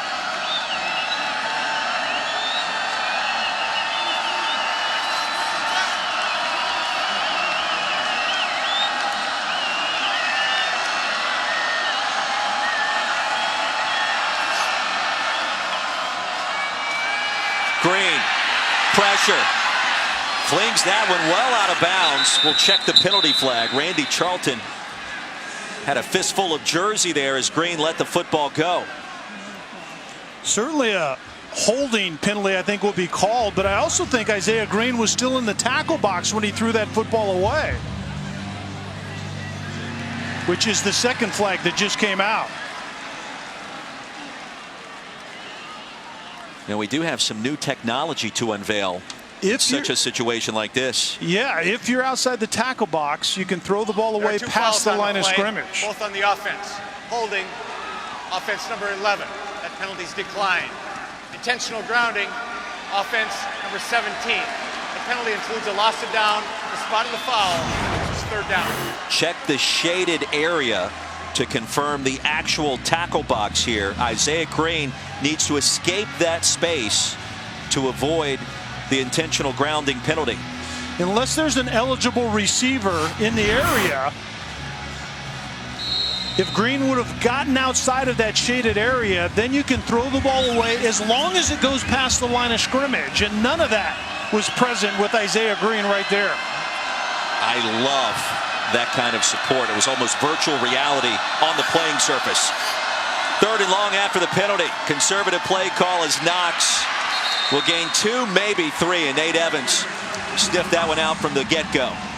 An important time in this game with just about 7.5 minutes left in the second quarter because of that intentional grounding, not getting outside of the tackle box, which brings with the penalty the loss of down, and now the punter is going to be backed up. UCF is going to probably inherit this football with great field position, and you don't want to give up 7 late in this first half to UCF. Robert Lefevre standing 3 yards deep in his own end zone. A line drive. Williams into Marshall territory. And bullied down back near midfield after a punt of 46. Armani Levias credited with that stop. That's about as good as you could expect, Roy, in that situation with Lefevre backed up, punting the football, and initially the punt returner was going to field that ball about the 45-yard line, and now they inherit the football at the 50. That's actually pretty good special teams by Marshall. Now the rain starting to slow down here. It was beautiful as we drove over to Raymond James Stadium earlier this morning. Rain started about 90 minutes before kickoff and supposedly was set to clear for our second half. Marshall's going to call a timeout. Charge timeout. Marshall, their second. This will be a 30-second Roy, we've talked timeout. about the fact that Gabe Davis, the alpha go-to receiver for UCF, isn't playing in this game. The thing that I noticed, having covered these guys 2 other times this year, is Dillon Gabriel really hasn't had the same trust and feel in that pass game that we've seen 2 times earlier this season. You're a former quarterback. What level of trust would you have in this weather with all of the drop footballs, the fumbles, and everything else we've seen so far? Well, as long as you're comfortable with the feel of the football in your hand, which I'm not sure either quarterback or any of the quarterbacks that played in this game really have felt comfortable with the football. But I think with Dillon Gabriel, it's 2 things. It's really Marshall did a decent job of disrupting the rhythm of that RPO pass game, run pass option pass game that UCF lives with. But we've seen it. Dillon Gabriel counted on Gabriel Davis many times when he was in a tough spot to just throw the football to number 13. McCray, after a 3-yard gain, Couch got there first for Marshall. I mean, for everything that's happened in this first half, 5 turnovers, including 4 by the Thundering Herd, still just a 2-score contest. Critical couple of minutes here at the end of the first half. McCray tripped up. It'll quickly bring up 3rd down. Beckett with a stop. So Marshall defensively has handled the pass game from UCF quite well. The problem they had was in that explosive downhill run game. So if now Marshall can transition to defending the run better, they could be in great shape come second half. 3rd and 5. 3-man front for Marshall. As Couch backs off the line of scrimmage. And now he comes. Couch sniffed that one out. Hard collision. McCray stays alive. He's going to be short of the line to gain. Devontae Beckett with a forearm right in the chops of the ball carrier. Devontae Beckett has played an outstanding game. Forced 2 hold penalties and then demolished that speed option to the right side. And on 4th down, Josh Heupel going to roll the dice. Knights need 3 to keep the drive alive. McCray flanking Gabriel. Dillon Gabriel, the freshman, to the air. Harris is open and it's incomplete. And the Marshall defense makes a critical stand. Chris Jackson in coverage. And don't look now, but the Thundering Herd, Kelly Stopper, with outstanding field position. And Dillon Gabriel also went to the hard count initially and got some movement out of the defensive front from Marshall, but then was forced to throw the ball outside to a receiver trying to get vertical, but you don't pick on the best cover guy in the secondary for Marshall and Chris Jackson. Go someplace else if you're going to throw the football in that form. 5:43 to go. Isaiah Green back on the field for Marshall. Your Alex Thompson guy's not out there yet. You still sticking with that decision? I may retract that statement at a later moment in our broadcast. From the 43. They'll fake the end around. Green flings it out to his tight end, Xavier Gaines, and after all of that, it'll be a loss of 2, maybe 3 yards back at the 40. UCF leads the country in tackles for loss per game, and here's another one right here. The loss wasn't as big because of Green's throw outside to Gaines, but it's the pressure by fast athletes in the front 7 for UCF that Marshall hasn't handled well today. Kenny Tunier broke that play up.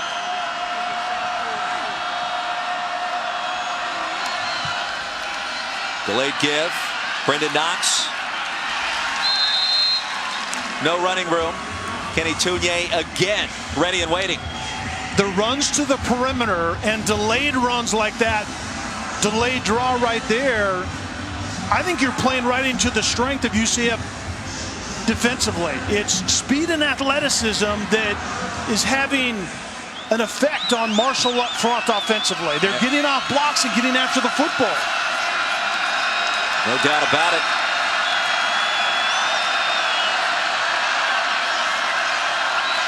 Especially on 2nd down, you got to go right downhill in that violent downhill run game with Knox.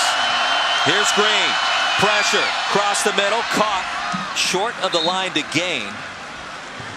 After a pickup of 8 yards by Obialo, let's see what Doc Holliday elects to do here. Heupel just rolled the dice and came up short. I think the way this first half is unfolded, and I think the debacle in terms of ball security, especially by Marshall, you pump this away, create a little field position, and 21-7 after turning the ball over a plethora of times. I think Doc Holliday for Marshall would be fairly content with that. Defense has been playing better in this quarter as well for Marshall. Certainly that's a consideration.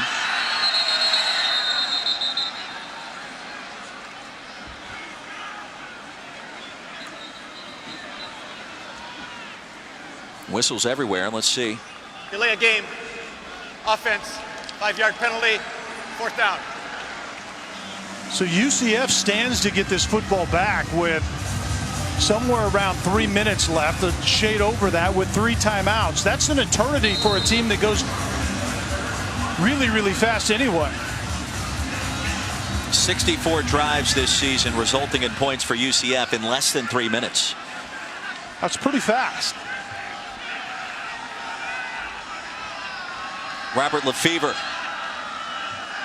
back on to punt it away.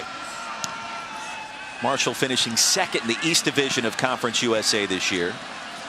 Otis Anderson wisely gets out of the way at the last minute. Poor field position for the Knights after a 51-yard punt. And a 14-point game with 3:12 to go in our first half. We check in with John Brickley back in the studio for the first time.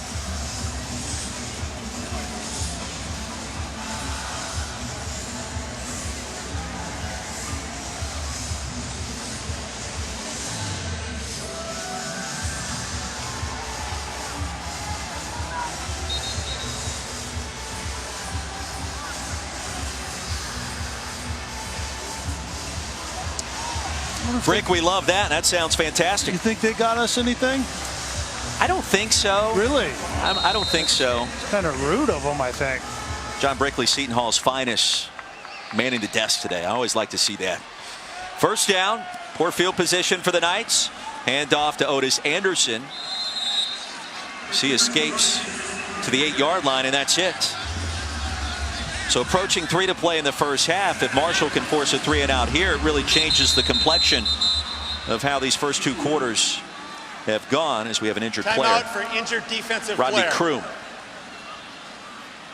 grabbing that left shoulder. The question I have, I think Marshall's defense has settled nicely into this game. Chris Jackson, the shutdown corner for Marshall, told us you have to get past that adjustment period where you kind of have a little bit of panic in your gut because of the way UCF plays defense. And I think Marshall's offense or defense has settled into that a little bit. And so now it's a matter of where does Marshall get their points? I mean, the only points on the board came from Marshall's defense picking the ball off in the form of Micah Abraham. So I'm not exactly sure how to answer that question. Offense certainly appeared to have a different gear with Alex Thompson on the field.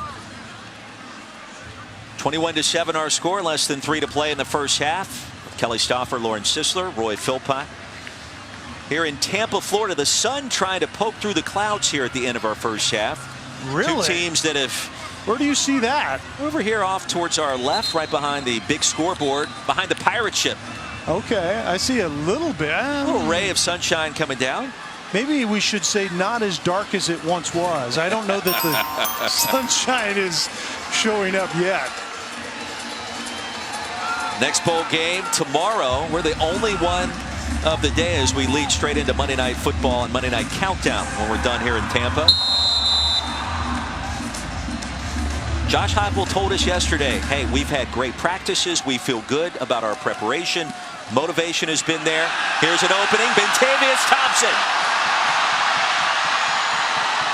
lays the lumber into plus territory. Najee Johnson on the wrong end of that collision after a gain of 44. And that's the problem that UCF presents. Spread the field, one-on-one outside. If I don't like it, we go right down Main Street with the violent run game. Thompson again. Stop at the line. Well, the chain gang couldn't even get set up before that play was executed. And I noticed that Dillon Gabriel literally was looking to the sideline to get the next play, as we have a late flag come in after this play. But Dillon Gabriel, as he told you, is looking to the sideline as the running back Thompson is still running down the field. And can I just be honest? I told him prior to that, so we wait for the call. After the play's over, unsportsmanlike conduct, offense number 87.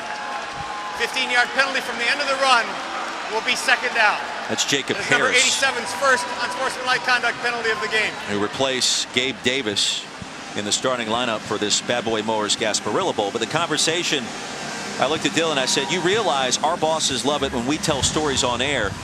And when we call one of your games, Dillon, we can't do that because the pace of your offense is simply too fast. And so we've had to adjust how we approach calling UCF games whenever we are fortunate enough to get one of the night's contests. And he said, hey, I feel your pain because before the last play's over, they're signaling in another play. How do you think I feel? After the penalty, 2nd and 25.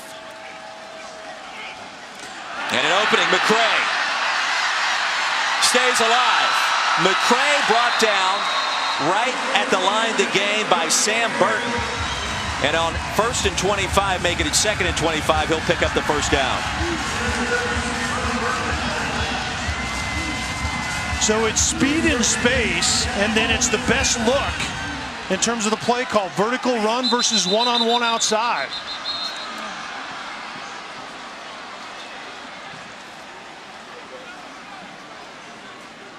McCray averaging 8.7 yards per touch. 61. 5-yard penalty. First down. No Adrian Killens. You just give the ball to Greg McCray more. McCray has gotten off in that downhill quickly vertical run game, and we've already seen a snoot full of Thompson and Anderson also.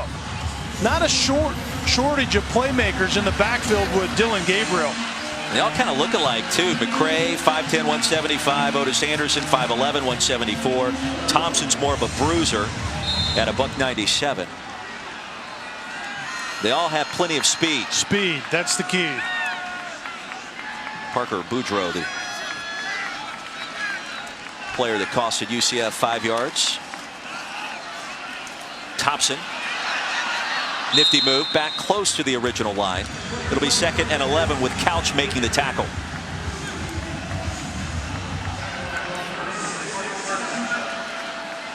Knights with all 3 timeouts remaining. Williams breaking open on the crossing route.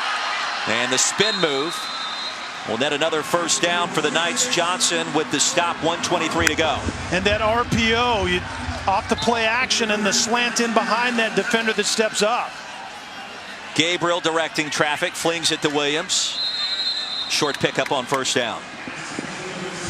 So Marshall likes to play out of a shell look. 4 defenders deep on the back end, but that leaves you light in the box. I think that's exactly why Marshall hasn't consistently stopped that downhill quick run game that UCF lives on. Clock stops on 2nd down and 8.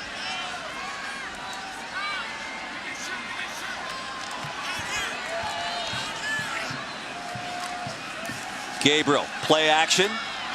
Falling down to make the reception. Close to another first down is Otis Anderson. It'll be 3rd and short.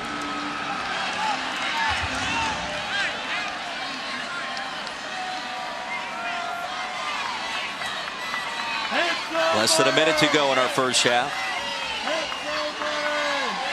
Power set for the Knights. High snap.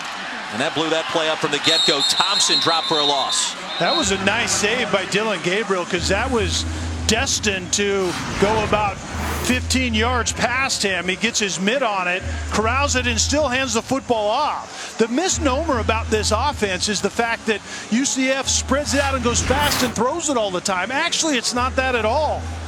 In terms of production, it's very balanced between the run game downhill and the pass game, a lot of times coming in the form of that RPO run-pass option game. Dylan Barnes trots on the field for what appears to be a chip shot field goal attempt.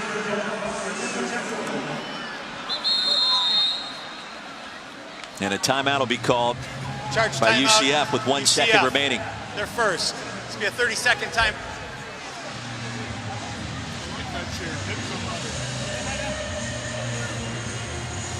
Josh Heupel and Dylan Gabriel having a conversation. Asked Dylan yesterday, they let you call plays in this offense yet? He's like, no, I can do some checks and switch things around at the last minute, but they haven't given me that ability just yet. And that's interesting because that's the one way that this offense could go slightly faster if that's possible. Oh, stop it. Is let the quarterback get to the line of scrimmage and call the play. Although, as Dylan told you, he's looking to the sideline before the play's over anyway. So I don't know that there's really room to go a whole lot faster. 36-yard effort from the left hash for the fifth-year senior Dylan Barnes. Now Marshall will call a timeout. Charge timeout.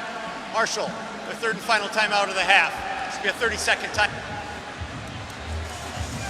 Interesting bowl season so far. You have any crazy predictions for me next week? We got semifinal games on Saturday for those that haven't figured that out just yet. That Ohio State Clemson is going to be fascinating. I think LSU rolls against OU, but that other one is intriguing.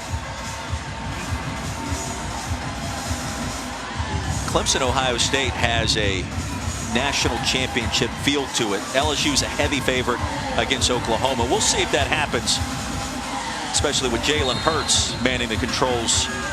Lincoln Riley's offense. Barnes 13 of 15 this season. Well within his range. From the left hash on the way. Line drive as he bangs it right through. Final play of our first half. And our new score 24-7. The Knights of the American Conference leading Marshall out of Conference USA. Entertaining 30 minutes in the books. Send you back to the studio and John Brickley right now.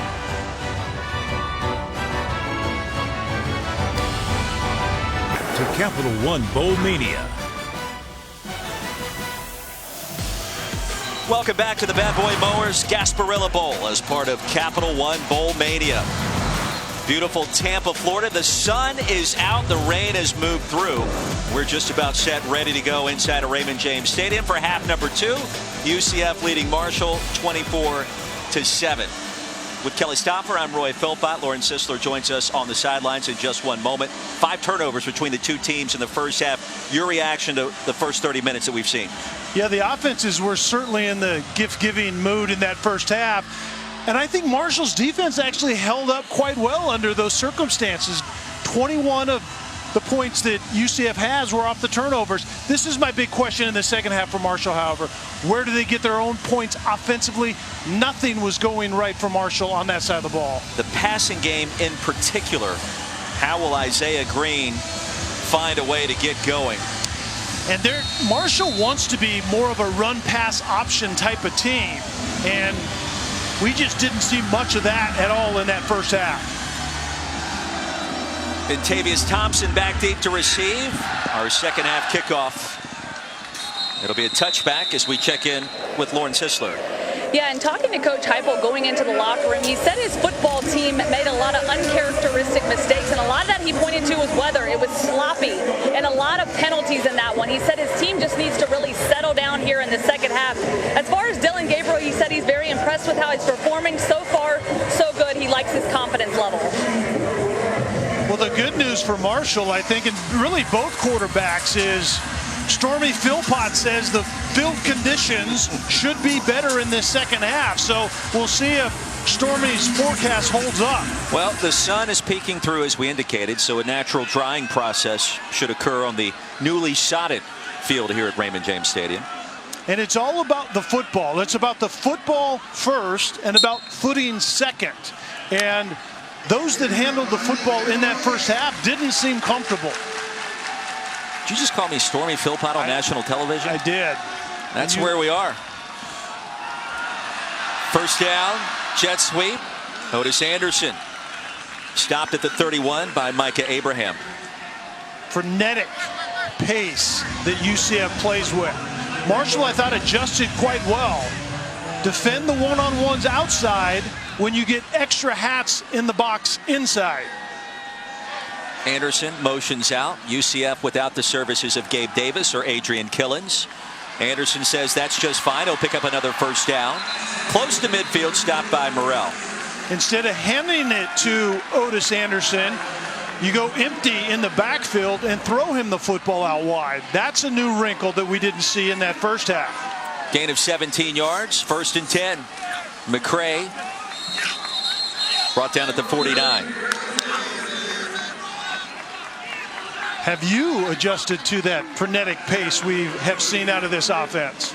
After seeing UCF 3 times now this year, I have. But I think Dillon Gabriel is much better acclimated to that pace. Breaking open, and a pass incomplete. Williams got a paw on it, probably should have scored a touchdown. And Williams is out wide, covered by Micah Abraham, the true freshman safety. And Williams made a decent effort. That ball was well thrown. Reach up with both hands. Extend the entire body if you have to. That's a pet peeve of mine as a quarterback, is when you see a receiver reach up with one. Minute into our second half, 3rd down and long. They'll set up the screen. McCray has it.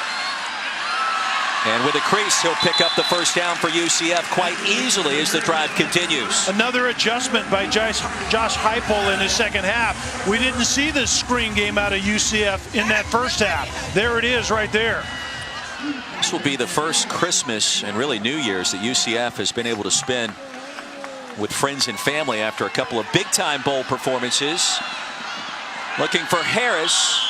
Some contact, and the pass falls incomplete. Nazeeh Johnson in coverage. Dillon Gabriel actually went to the wrong side. There was a stutter go at the bottom of the screen by Trey Nixon that absolutely blew past the coverage. If Gabriel was looking to the right side, he has a walk-in touchdown to Nixon if he just drops it in his pocket. I mentioned the quickly approaching Christmas holiday, and talking to the staff and players yesterday, they all were very excited about getting some time with friends and family after all those incredible bowl performances. On 2nd down, Thompson stopped at the 35 as we check in again with Lauren. Hey, Roy, we were having that conversation about Christmas, and really the team lit up. Coach Heupel really lit up when we asked him what he'd be doing for Christmas this year, and he said, well, I'm going to make the short drive back to Orlando, and I'm headed straight for the swimming pool. I told him to watch out for that cannonball. That's right. Knights 3 of 9 on 3rd down today. His whole demeanor did change when we asked him about it. It's been a long couple of weeks with signing day and everything else happening at this late hour in the season. Pass intended for Nixon. And that'll bring up 4th down, and now decision time for Coach Heupel and company. You're in that area on the field that I think now it makes sense to go for it. You don't gain a lot if you punt it. It would be a rocket shot if you tried to kick a field goal right here. So why not go ahead and roll the dice? He did in the first half once already. Dylan Barnes' longest field goal this year from 50 yards out. This would be a 52-yard attempt instead. They'll go for it on 4th and 7. Hard count initially by Dillon Gabriel. That didn't work. Look to the sideline and now get a play. And a timeout called by the Knights. We'll take one with them. 2 minutes into our second half. The lead is 17. Important play upcoming.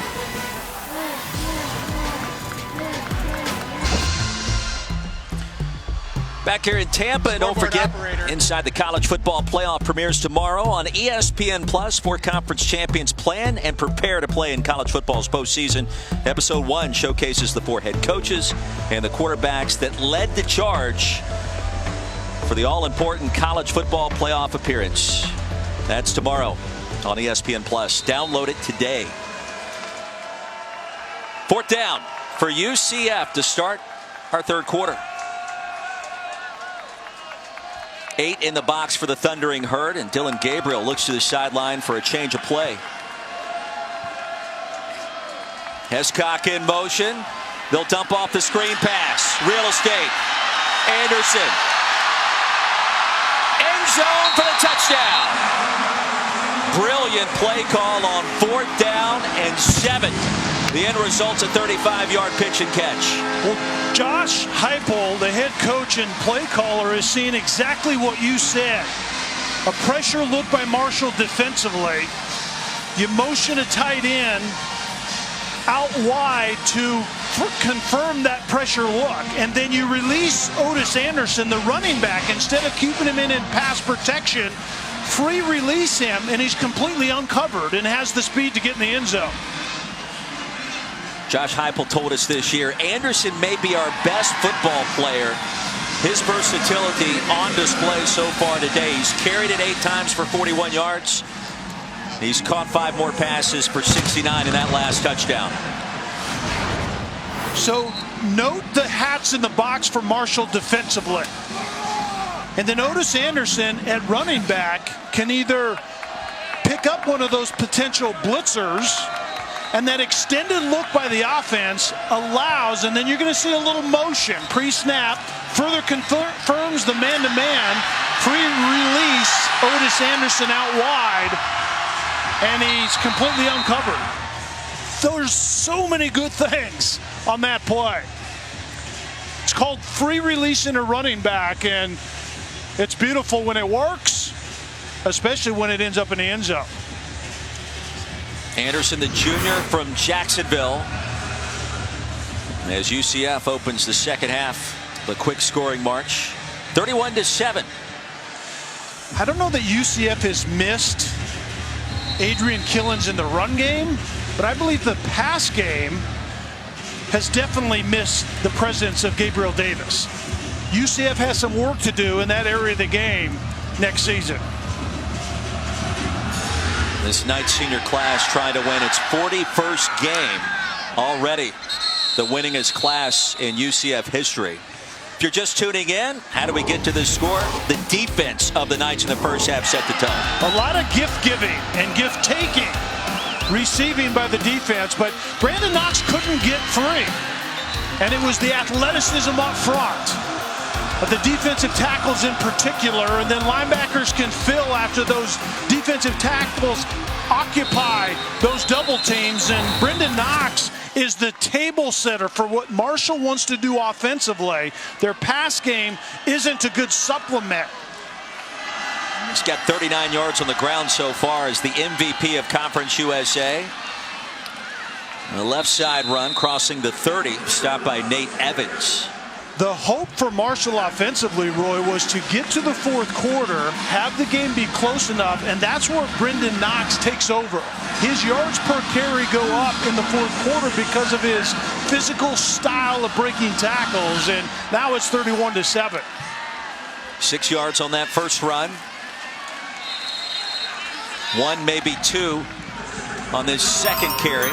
Evans again the tackle.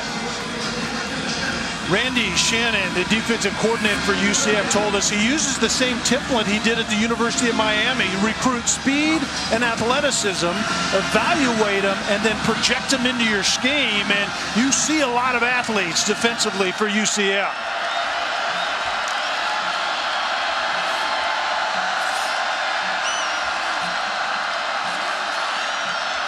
Gaines motions to the other side. Lines up in the slot. Handoff Knox. One of his longer runs of the afternoon. A late flag on the field as he picks up the first down.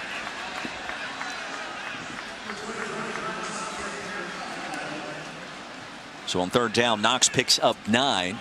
We'll check the penalty. Well, Knox had a vicious stiff arm at the end of that run, and I don't know if the defender reached out and grabbed the face mask or if Knox did. Busy afternoon for our Big Ten officiating crew led by Mike Cannon. Personal foul, face mask, defense number 27. 15-yard penalty added on to the end of the run. First down. Well, Knox induces the stiff arm, and Richie Grant, number 27, the safety, reaches out and grabs whatever he can. Left hand underneath the face mask, and really it was because of that Brendan Knox yards after contact stiff arm. A 9-yard run, 15 yards in penalties. You do the math. Quality pickup for Marshall.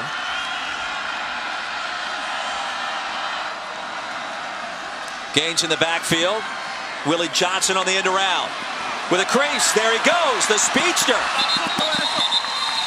Steps out at the 20. Collier was in the area to make sure that didn't go for 6. Tim Cramsey, the offensive coordinator, referred to these as element plays. The first one was a disaster, resulting in a scoop and score in the first half, and this one works well to Willie Johnson. The misdirection against an athletic, fast defense sometimes is exactly the recipe to use. Marshall has never lost a bowl game with Doc Holliday as its head coach, 6-0. That streak clearly in jeopardy so far this afternoon in Tampa. Play action, Isaiah Green. Wanted the screen, finally gets it there. Levias breaks free. Punishing hit at the end. It'll be first down and goal for the Thundering Herd. Armani Levias should do things like this. As an oversized wide receiver, the tight end at 260 is split outside a lot. This was going to be a screen much earlier than this. It results in Levias getting the ball and then the punishing finish on the run. You can feel that up here in the booth. Ooh. Richie Grant along into that collision. Knox right up the gut. Quality pickup, second down and goal from inside the 4. Marshall's been in a similar position before in that first half, and then it was Knox spitting the bit, putting the ball on the ground that resulted in the fumble recovery by Collier. We'll see if they're able to finish right here. You know what spitting the bit is, right? If you're riding a horse, you don't want that to happen. And so if you have a running back toting the rock, you don't want him to spit the bit / football. 7th play of the drive coming up. Kelly Stofford dropping knowledge in the meantime. You've never been on a horse in your life, have you? I have, and it was traumatic. Green keeps it. End zone touchdown. The first offensive touchdown of the game for Marshall. And the Thundering Herd tried to scratch and claw their way back in this one. The attention that Knox gets when there's just a little bit of production in that zone run game, and then you fake it to Knox inside, and the quarterback, as that defensive end crashes, pulls it, and Green steps into the end zone. That's what the first half offensively was supposed to resemble for Marshall. Instead, it was a turnover fest, resulting in 2 touchdowns for UCF. Werwasser's extra point is good. And our new score, 9:33 to go in the 3rd. We got a ball game.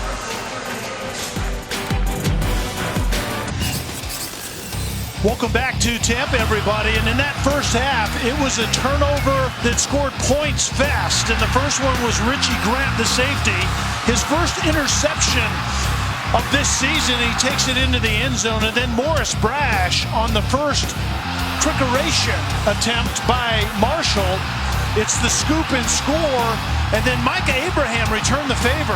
The true freshman corner, or actually safety, picks it off, the pressure look, and then he knows what to do with it as well. So it seems like the offense, at least for Marshall, has settled down into this second half. We'll get our first look at UCF's offense here in a minute. Abraham, the Tampa native, returning home, reaching the end zone. Marshall hanging around in this one. Defense will have to make a play to keep momentum potentially on the side of the Thundering Herd. Well, we just got done demonstrating how that can happen, right? No question. Werwasser into the end zone, 3 yards deep. Knights will get it at their 25. We had a chance to sit down and talk with Dillon Gabriel yesterday, and he hasn't been made available to the media often this year, but a chance to ask him, hey, who do you pattern your game after? Is there a quarterback maybe in the NFL or maybe Mackenzie Milton that you kind of look towards and say, I want to play like that guy plays the game? And he said, you know, I don't want to be Tom Brady. I don't think I'm Russell Wilson. And I stopped him and I said, you got a little Russell Wilson in your game? And he said, no, Roy, I've got a little Dylan Gabriel in my game. And I kind of did a double take and I was like, oh, okay. But it speaks to his mentality and his confidence emerging as a first-year player. McCray, through the B gap, he'll pick up 4 yards. You like that kind of confidence, don't you? Lauren, you were there. You heard what he had to say. It was interesting. Yeah, it was a lot of fun talking with him. You know, he's a little bit soft-spoken, kind of has that calm demeanor about him. But one thing he said that has really resonated with him this season is the respect he has gained from the seniors. You know, he's the freshman, but he says they don't look down on me even though I'm an underclassman. He's able to convey a message to them, generate a positive response. And they really started that when he was able to go out on the field and back up his words really into spring and into fall camp. That's the key right there. You won't have veterans looking down on you, especially the quarterback position, once you produce. And this young man started doing it in camp and really took over this team offensively. McCray picked up the first down on 3rd and short. Williams just past his reach. It'll be 2nd and 10 for the Knights. Doesn't it feel like to you their pass game is a little out of sync? It does, yes. How much of that has to do with Gabe Davis not being on the field? That was least to some extent. Yeah, no doubt. We talked about that early in this one and even off air, that you take away a player that could be a draftable commodity at wide receiver at a skill position with a freshman quarterback. Chances are it's going to impact you, and probably not in a positive way. Backside pressure coming. Gabriel floats it deep. Looking for Nixon. Brings it into the 20. Brilliant throw. An outstanding catch by Trey Nixon. Give him 46 yards. And a couple of flags on the play may have been because of the brutality enforced on Dylan Gabriel as he let that pass go. There was a pressure look, and Gabriel understood he had to stay in the pocket a little longer in order to get that ball to Nixon. Foul, roughing the passer. Defense, number 44. Half the distance to the goal, tacked on to the end of the play. First down. It's amazing how more willing you are as a quarterback to stand in the pocket if you know the result could be what Dylan Gabriel just found with Trey Nixon. We were just talking about the lack of the big play. That's typically where Gabe Davis lives, and he's off to the NFL and prepare for that opportunity, the next step in his life, and Trey Nixon comes up with a big one right there. Thompson in the backfield, the penalty assessed against Darius Hodge. First down and goal for the Knights.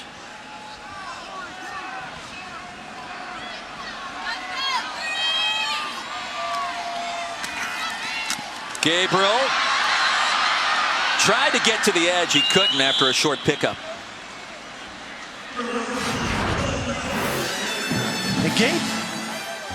Dylan Gabriel is a very accurate deep ball thrower. This is one of the first opportunities. The middle of the field is open. Trey Nixon gets loose on the post route, and that's where you see Dylan Gabriel's ability to drop it in the shirt pocket.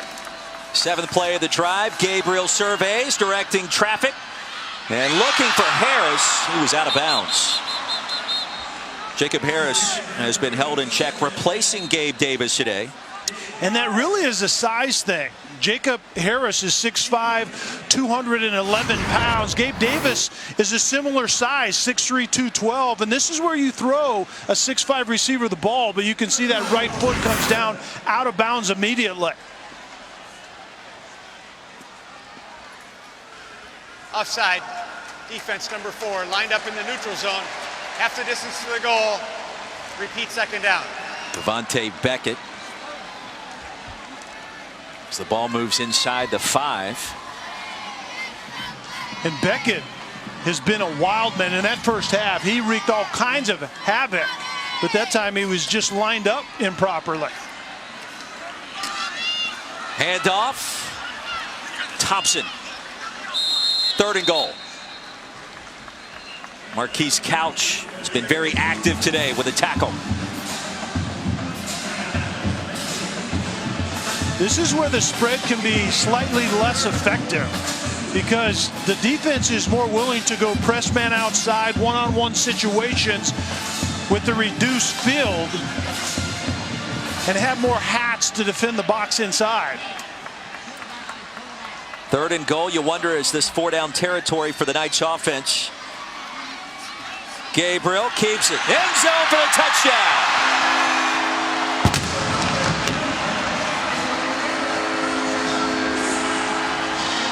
Flags on the field and some extracurricular activity going down to the back of the end zone, and you don't want to see that. And I think Tavante Beckett has completely gone off the rails. He hit Dylan Gabriel extremely late. The type of hit that may get Beckett kicked completely out of this contest. And Kelly, this is one of the few times all season we've seen Gabriel lose his cool, and perhaps in this situation it's warranted.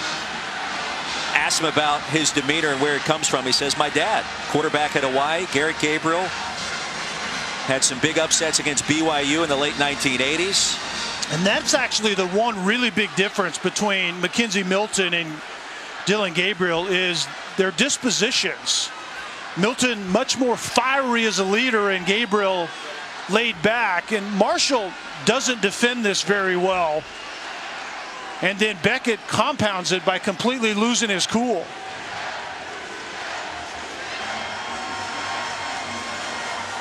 And I think the ball toss in the air. Yeah, and second look at that. The ball toss in the air didn't set well with Marshall defensively. And then Dylan Gabriel actually got slightly in the face of Beckett. Maybe by accident, but it wasn't as brutal as I initially thought. Beckett. Very good acting job, by the way, by Dylan Gabriel right there. Beckett has used more force frequently today than what we just witnessed. He's the redshirt junior out of Chesapeake, Virginia, all-conference USA performer. So if he were to exit this game for whatever reason, that would be a major loss for the Marshall defense. And he won't, based on certainly what we just saw. Much more acting by Gabriel than brutality by Beckett. I looked up in time to see Gabriel going to the ground, but most of that was acting in self-inflicted. Well, our veteran Big Ten officiating crew convening around the 3 to talk things over, led by Mike Cannon. He's got a handle on it.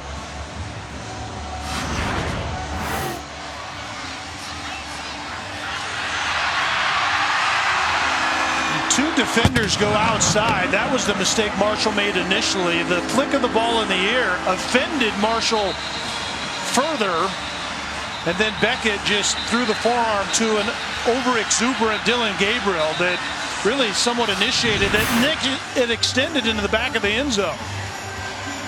Anthony Roberson had a pretty significant shove at the end of that replay. When you see flags on the field along with officials without hats, there are multiple penalties. Play is a touchdown. After the play's over, we've got 3 fouls that will all offset. Unsportsmanlike conduct, dead ball, unsportsmanlike conduct on the defense, number 4. Dead ball, unsportsmanlike conduct on the offense, number 77. Dead ball, unsportsmanlike conduct on the offense, number 89. That is the first unsportsmanlike conduct penalty on all 3 of those players. With the try from the 3-yard line. Jake Brown, Anthony Roberson on the UCF side, and Tavante Beckett on the Marshall side. Well, the question might be, why, if it's going to be offsetting, why do you even bother? Well, you do, because the second unsportsmanlike, the player is ejected from the contest. So that's why the official was correctly naming that it's the first offense for all of those players, the second, and they're gone. And honestly, that could have been a lot worse than what it turned out to be. Barnes and his extra point are good. 7:10 remaining in our 3rd quarter. 38 points on the board for UCF and a 24-point advantage as Dylan Gabriel reaches the end zone. Knights in control in Tampa.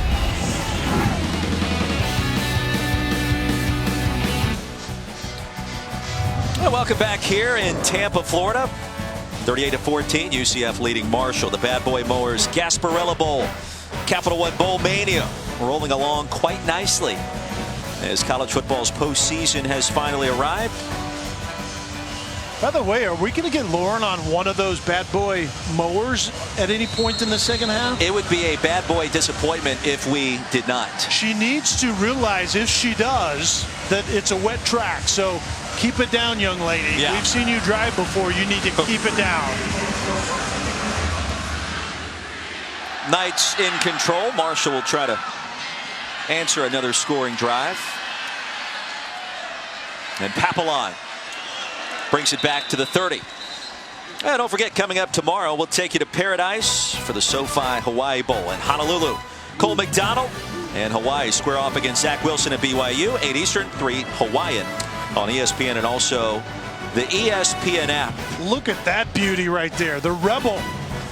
Can I get one of those? You might. You just have to know who to talk to. And if Lauren runs one of those into the wall here in this second half, you might get that one at a discount. Mo with an attitude. Yes. That's what they like to say. I've been saying that about you for 17 weeks.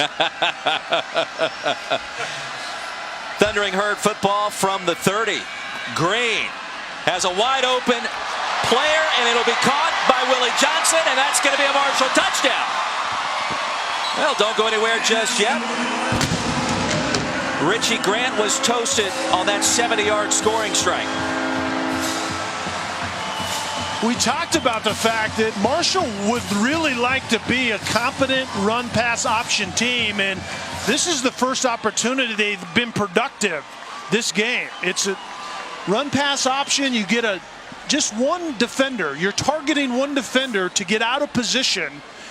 And then it was Willie Johnson just getting down the middle of the field in what became what's called an open of the middle field read, and Isaiah Green takes full advantage of it. Trailing by 18, Thundering Herd thinking about going for 2 here. And they will. Knox in the backfield, flanking Isaiah Green. Green surveys, fires, and he's got it. So Marshall connects on the 2-point play. Obialo reels it in near the back of the end zone, 38-22. And Obialo was your motion guy. He's coming in short motion. He's going to work his way across the field, and he's actually the secondary read by Isaiah Green.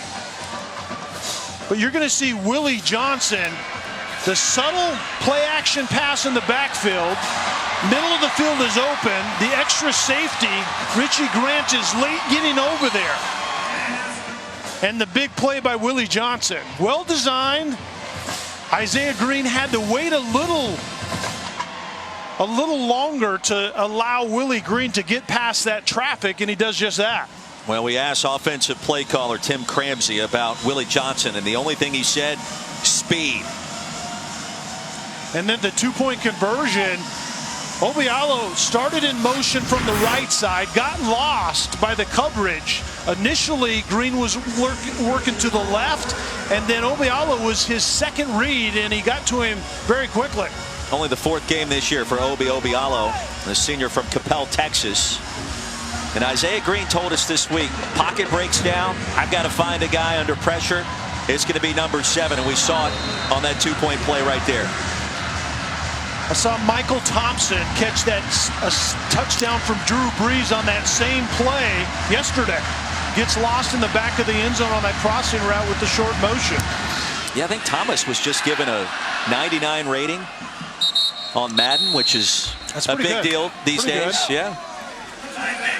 Knights get it at their 25. 2-score game. All kinds of time left here in the Bad Boy Mowers Gasparilla Bowl. Oh, no question about it.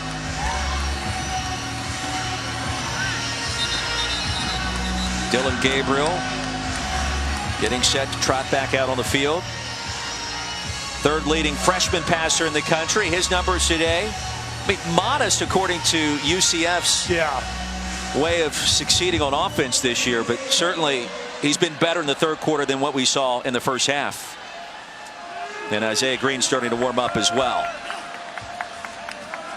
On 1st down, far side Williams.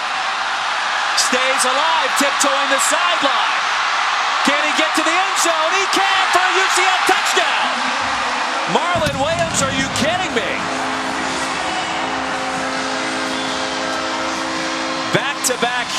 plays. One for Marshall, one for the Knights of UCF. Well, the concept can't get much simpler than it was right here for UCF. The quick throw outside, the quick screen, and then a bad angle by the true freshman safety and Micah Abraham, and you leave the door open to Williams, and he ends up in the end zone. That's what speed looks like everywhere on offense, and UCF has that.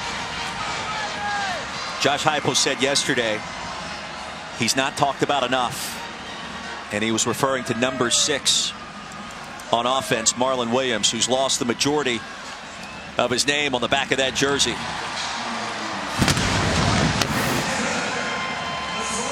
You want an explosive offense as Williams is out wide on the quick screen, and then recruit speed. Timeout for injured player. 21, Micah Abraham takes a bad angle. It was a decent block outside by Jacob Harris, the other tight end, and then it's speed in space kills, and you saw it right there.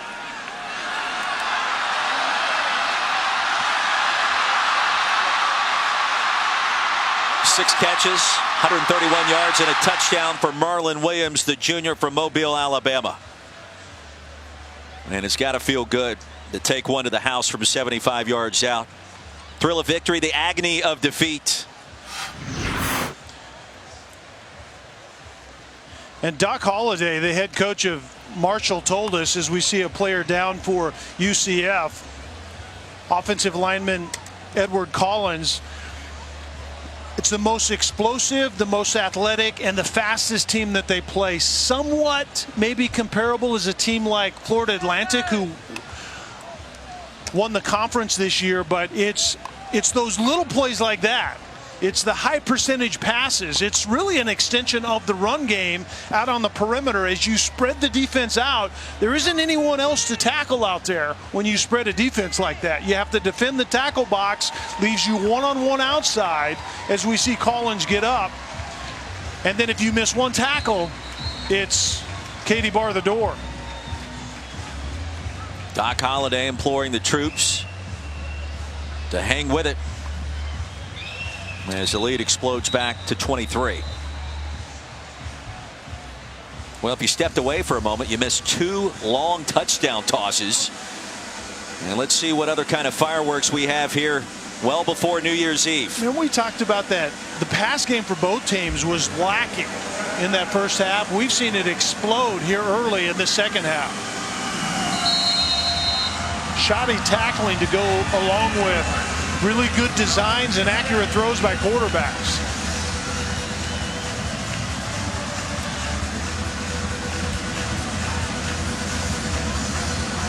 Daniel Obarski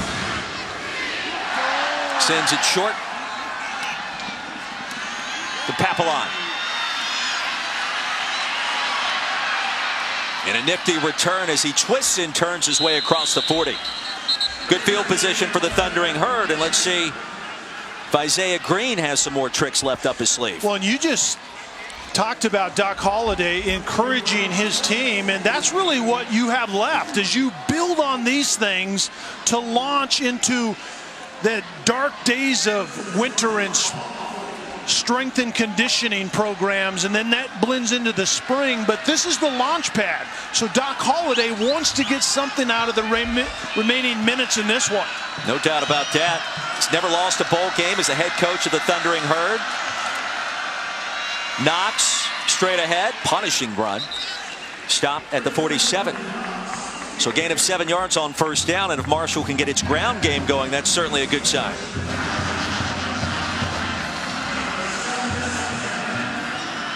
Levias sets up. It's Marshall utilizing tempo. Knox again. Tried a more patient approach, and he'll pay the price. Back to the line of scrimmage, nothing else. Nate Evans got him. And Marshall certainly needs to move with more of a purpose in terms of tempo, but in terms of hurrying up, it's all relative when you're comparing what Marshall does in hurry up versus what UCF does in their offense holistically.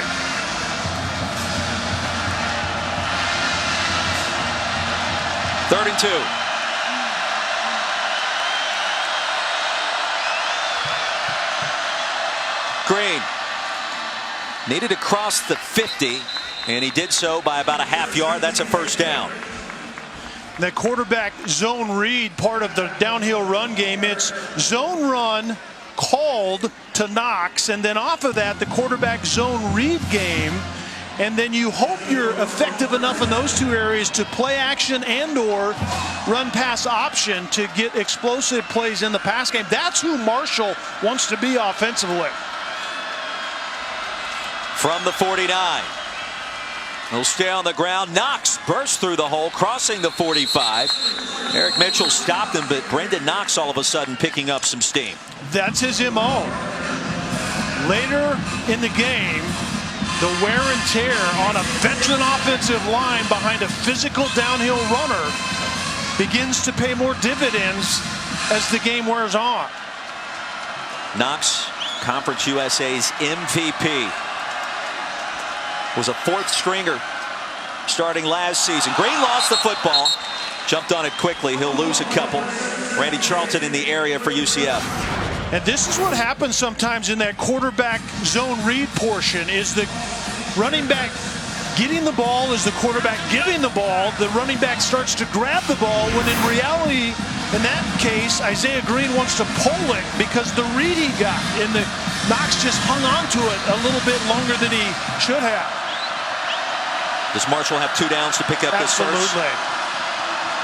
Which dictates the call on this play right here.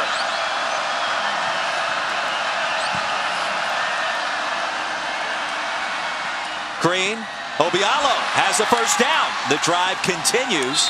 He's lassoed down at the 30-yard line by Antoine Collier. That's a gain of 16. A decisive throw by Green to Obialo, and we haven't seen enough out of him either. If Obialo can get going outside to complement tight ends that can catch the football between the hashes, that will also get the pass game going. UCF jumped across the line. The question is, were they tricked into doing so? Well, Knox definitely moved at the running back position. Ever since the rain left, the passing game has really been pretty strong for both sides.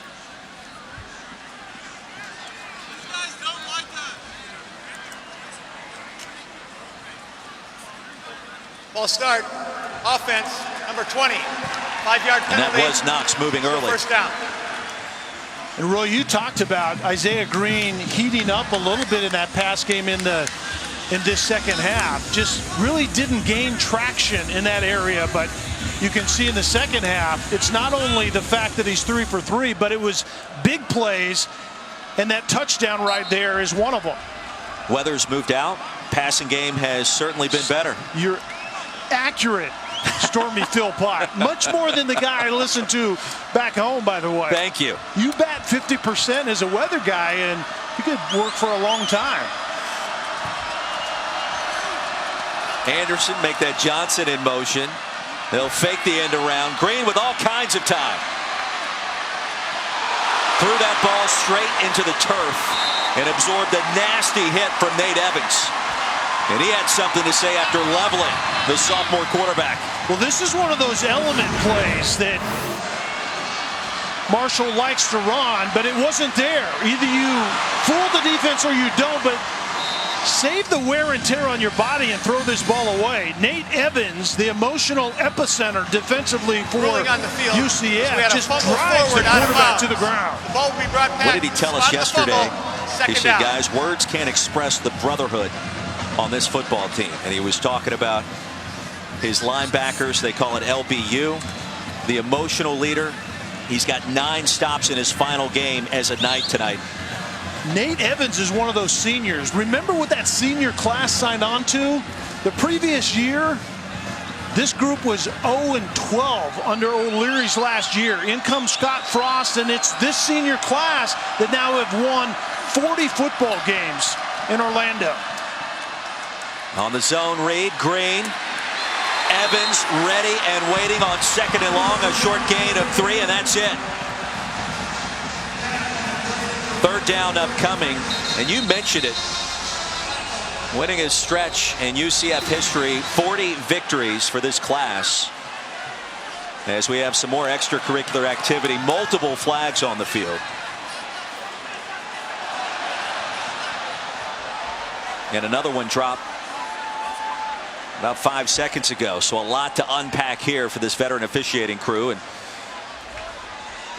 see the bowl wins. More on that in just a minute. Well, Mike Cannon and company. We've seen 16 penalties called in this game. And it's going to be at least one more here. Well, and remember, what difference does it make if they're offsetting? Because you're second unsportsmanlike and you're out of the game. So that's what the referee is checking right there. Names, numbers, do they already have one? And if they have one, this would be the second, and they're disqualified. A lot of players from the state of Florida on Marshall's roster. So we heard that chippiness coming into this game. And it's intensified as this game has gone along. What's interesting, you referenced that. 30 players on the Thundering Herds roster from the Sunshine State. And for UCF, more than twice that. Yeah. So a lot of these guys, despite the fact they're not in the same leagues, they've never played each other, at least not recently. They know each other fairly well.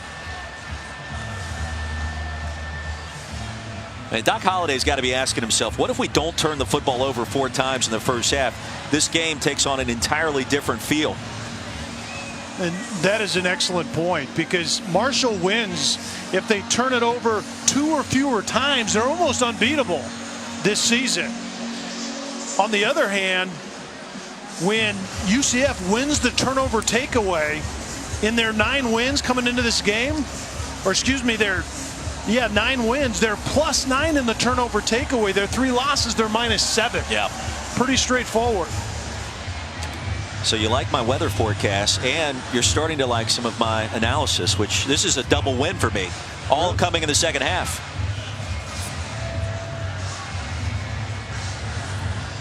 Some of the Marshall players losing their collective cool over on the sideline. It has been an emotional game. And Corey Gamage, redshirt freshman from Delray Beach, Florida, number 14 on your screen, still doing a little jawing. We'll take a look at what just unfolded as Mike Cannon tries to sort everything out. And remember what happened the previous play. Nate Evans planted Isaiah Green into the turf, and Nate Evans is in on that as well. Antoine Collier came in fairly late. On the play. All are dead ball fouls. They will offset, so we will not enforce any yardage penalty. Dead ball, unsportsmanlike conduct, sent to Florida, number 3. Dead ball, unsportsmanlike conduct, UCF, number 44. After the play, dead ball, unsportsmanlike conduct, Marshall, number 44. That is number 44's second unsportsmanlike conduct of the penalty, so he is disqualified from the game.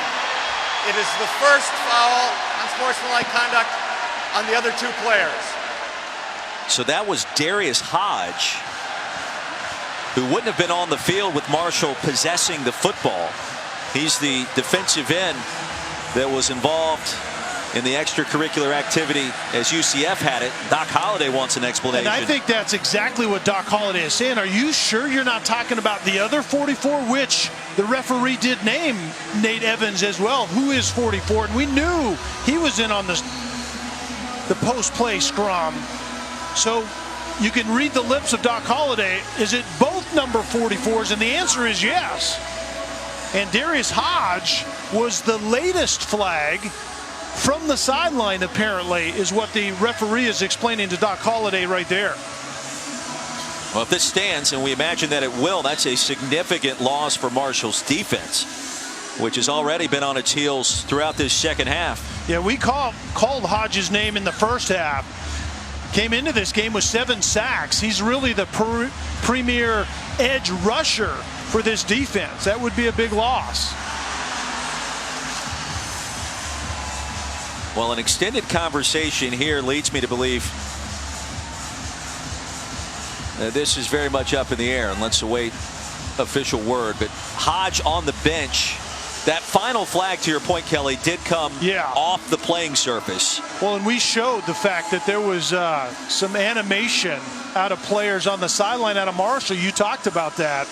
I didn't see number 44, Darius Hodge, but nonetheless, I think the confusion that Doc Holliday wants cleared up is, are you sure you're not talking about Nate Evans, number 44, from the other side? And the answer is yes. It's actually both of them as of right now, both number 44.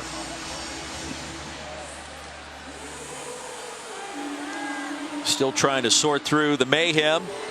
As a reminder, Monday Night Football going down later tonight. We'll send you the Monday Night Countdown as soon as we're done here in Tampa, the lone bowl game of the day. And it's been an entertaining one, as the score would indicate. Turnovers, big plays.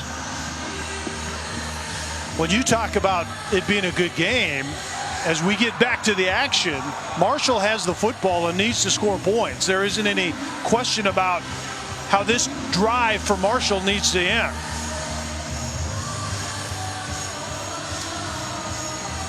Darius Hodge pleading his case really with nobody around, and that wasn't him.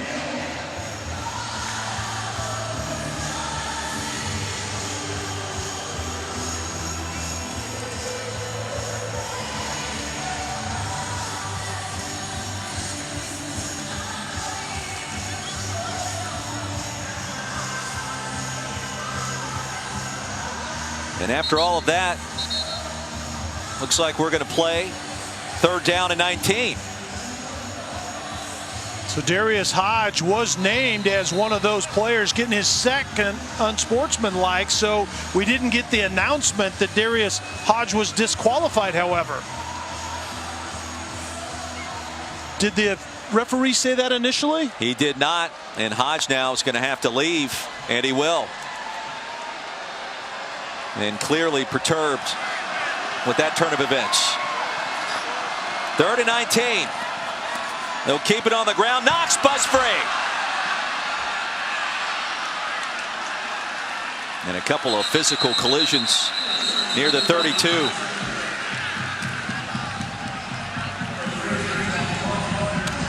And Darius Hodge out for the remainder of this one. The redshirt sophomore out of Wake Forest, North Carolina.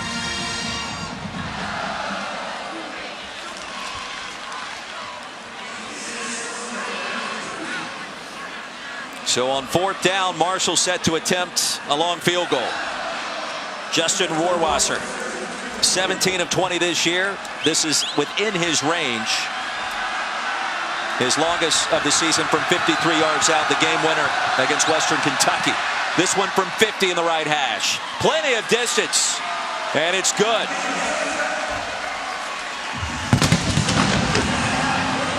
45-25, 1:08 remaining now in our 3rd quarter. That last sequence sending Darius Hodge packing will look like this.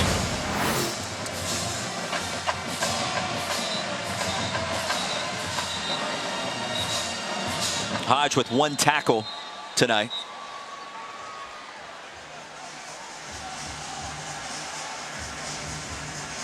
So Hodge on the field had to be restrained, and at the point of the restraint, the flag went in the air.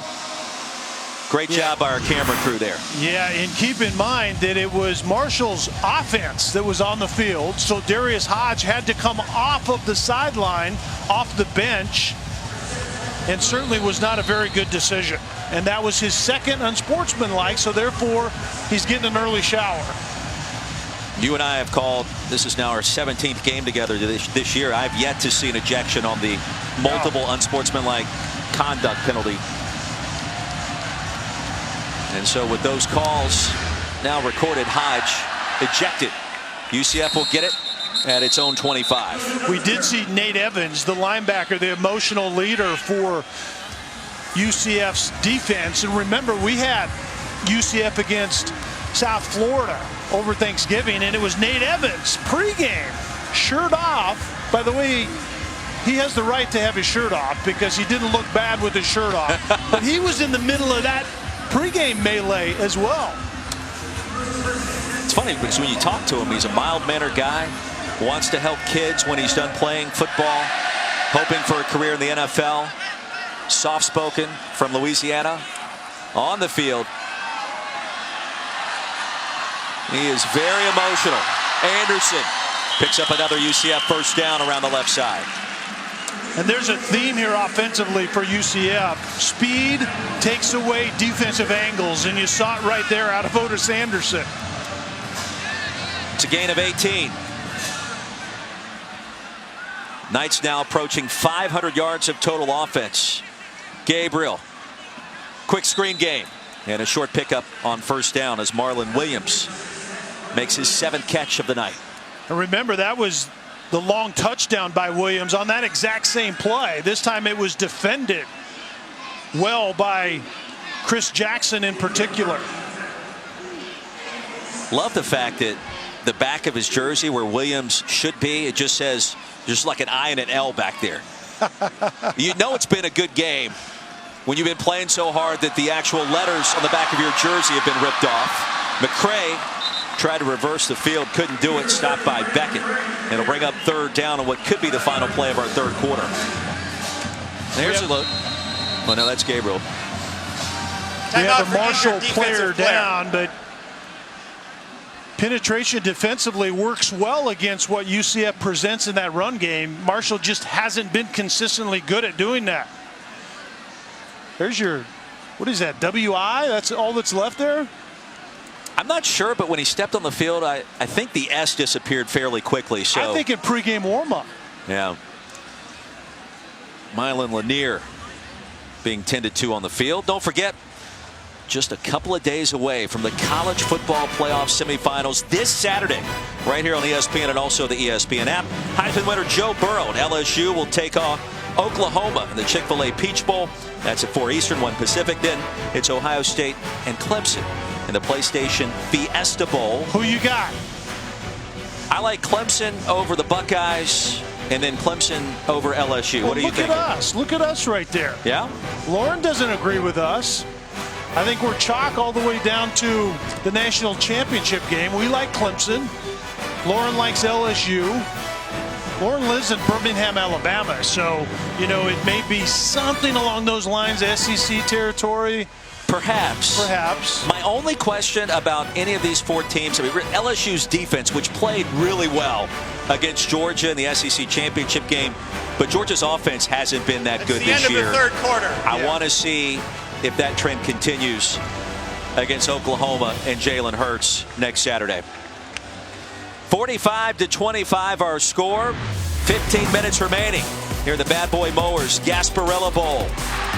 We'll see if Marshall can try to make this a football game. UCF right now in control. 1 quarter to play here in beautiful Tampa, Florida.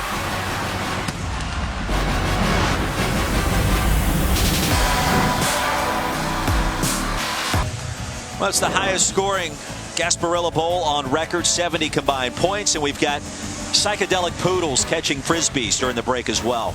We talked about UCF's roster being fast and athletic.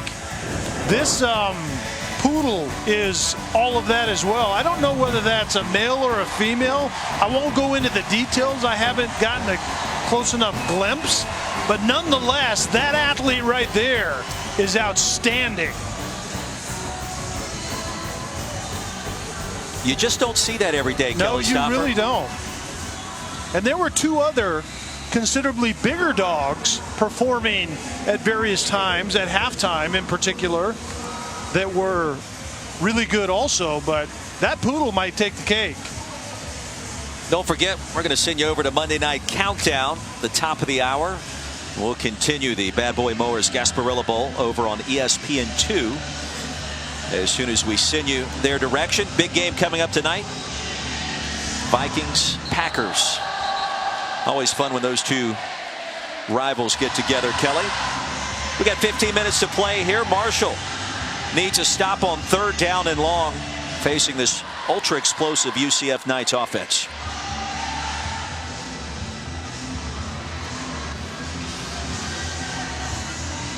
Now, penalties a bit of an issue in that 3rd quarter. Well, 3rd and 9 to go as we resume play here, and it would be an outstanding time for Marshall to get off the field and give their offense, who's gotten a pulse recently, another chance with the rock.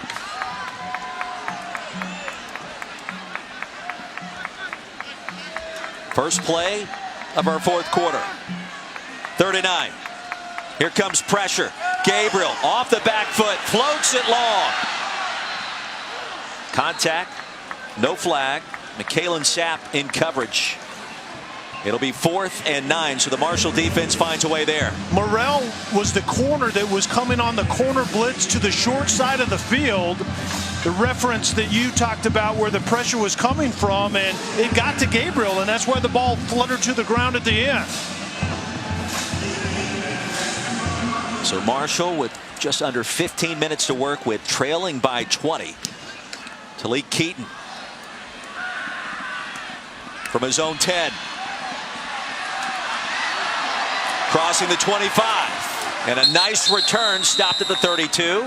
After a punt of 46 yards, Chris DeLoach prevented him from going any further. All right, so Isaiah Green, Marshall, what are you dialing up here with new life to start our 4th quarter? I think on this drive, really more of the same. I think their template for winning has been Brendan Knox carrying the football in a productive way downhill, and then the supplement is the quarterback zone read game, and then the big plays come in that play action or RPO game. I think more of the same on this drive. Pistol look for Green. He'll roll the pocket. And now he reverses field. Plenty of real estate and another first down for the Thundering Herd as he escapes out to the 45. That's how Isaiah Green is at his best. This is all outside of the design of the play. I think the fake pitch, it was supposed to be a throwback to the right side. Nothing there. Green makes a really good decision, a quick decision, and gets a lot out of the design of that play.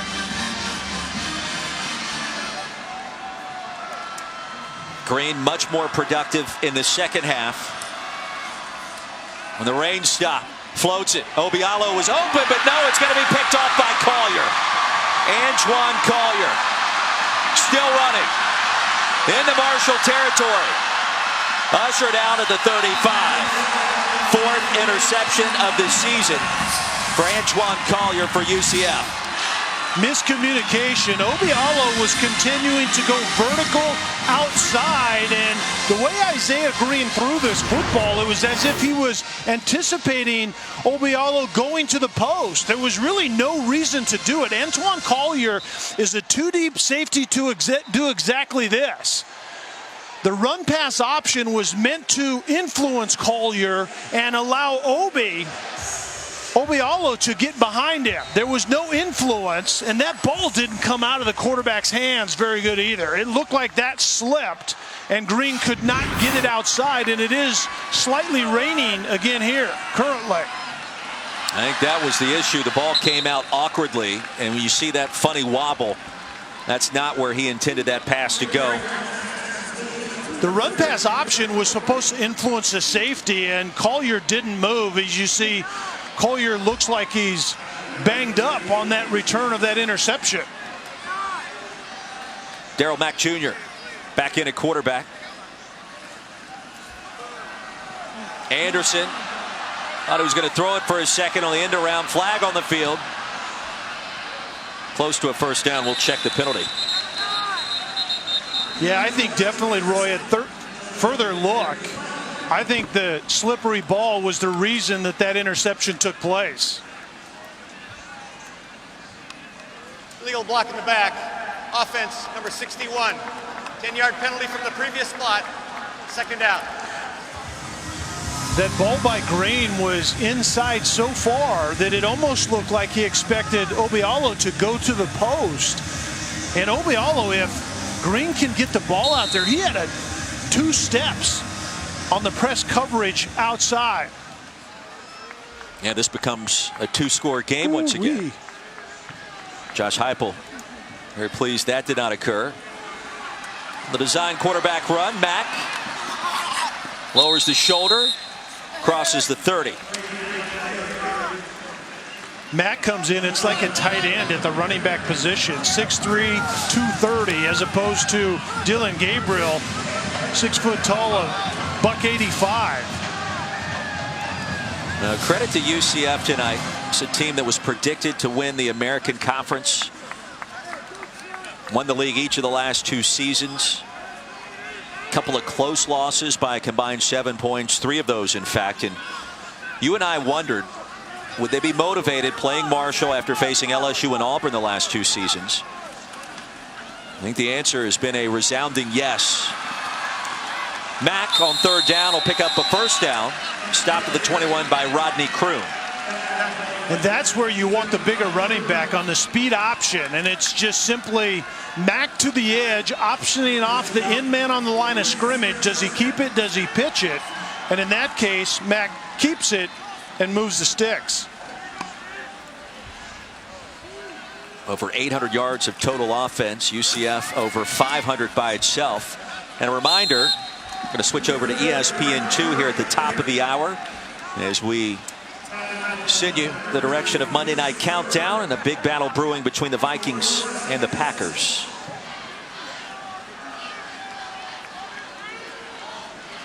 And UCF operating at a more methodical pace. It is possible. They still get to the line of scrimmage in a hurry. The difference is they have an extended look over to the sideline. 4 wide on 2nd down for Mack. And the inside give will net a yard. Sam Burton the stop. Good job by Burton, the quick penetration. Marshall has been at their best when they've bubbled the line of scrimmage, essentially getting quick penetration. And you have to get to that UCF kind of vertical run game before it can get out of the starting blocks. 3rd and 5 for the Knights.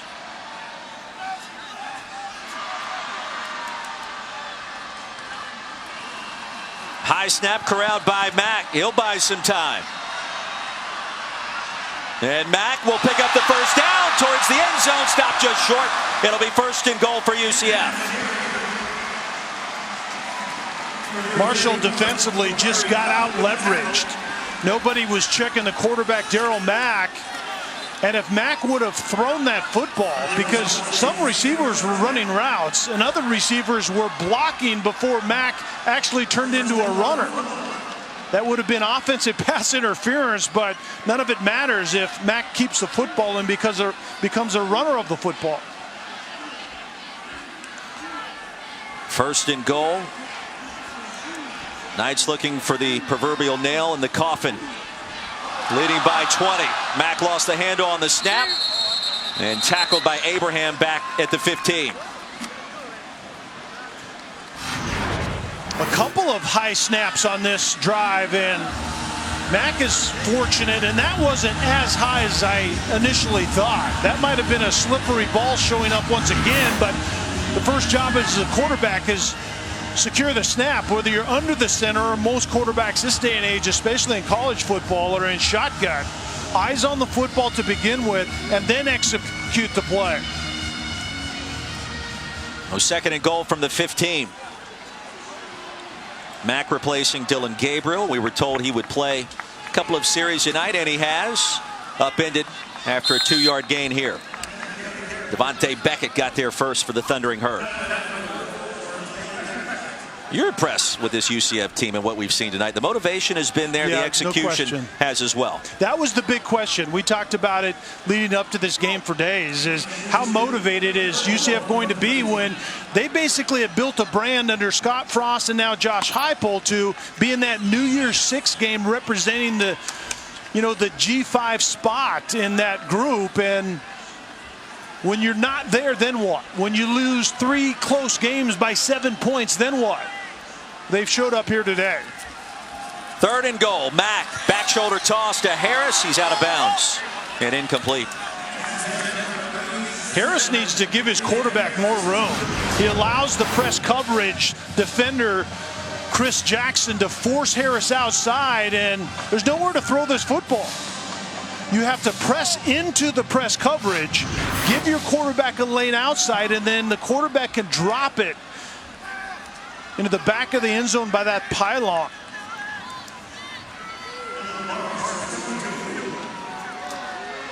A 30-yard field goal attempt coming for Dylan Barnes. 1 for 1 today. And from the left hash, he'll split the pipes. 48-25, our new score. 9:01 remaining here in our fourth quarter. Coming up right now, I'm going to send you to the Monday Night Countdown crew. We'll continue the game over on ESPN2. Here's Susie Colbert.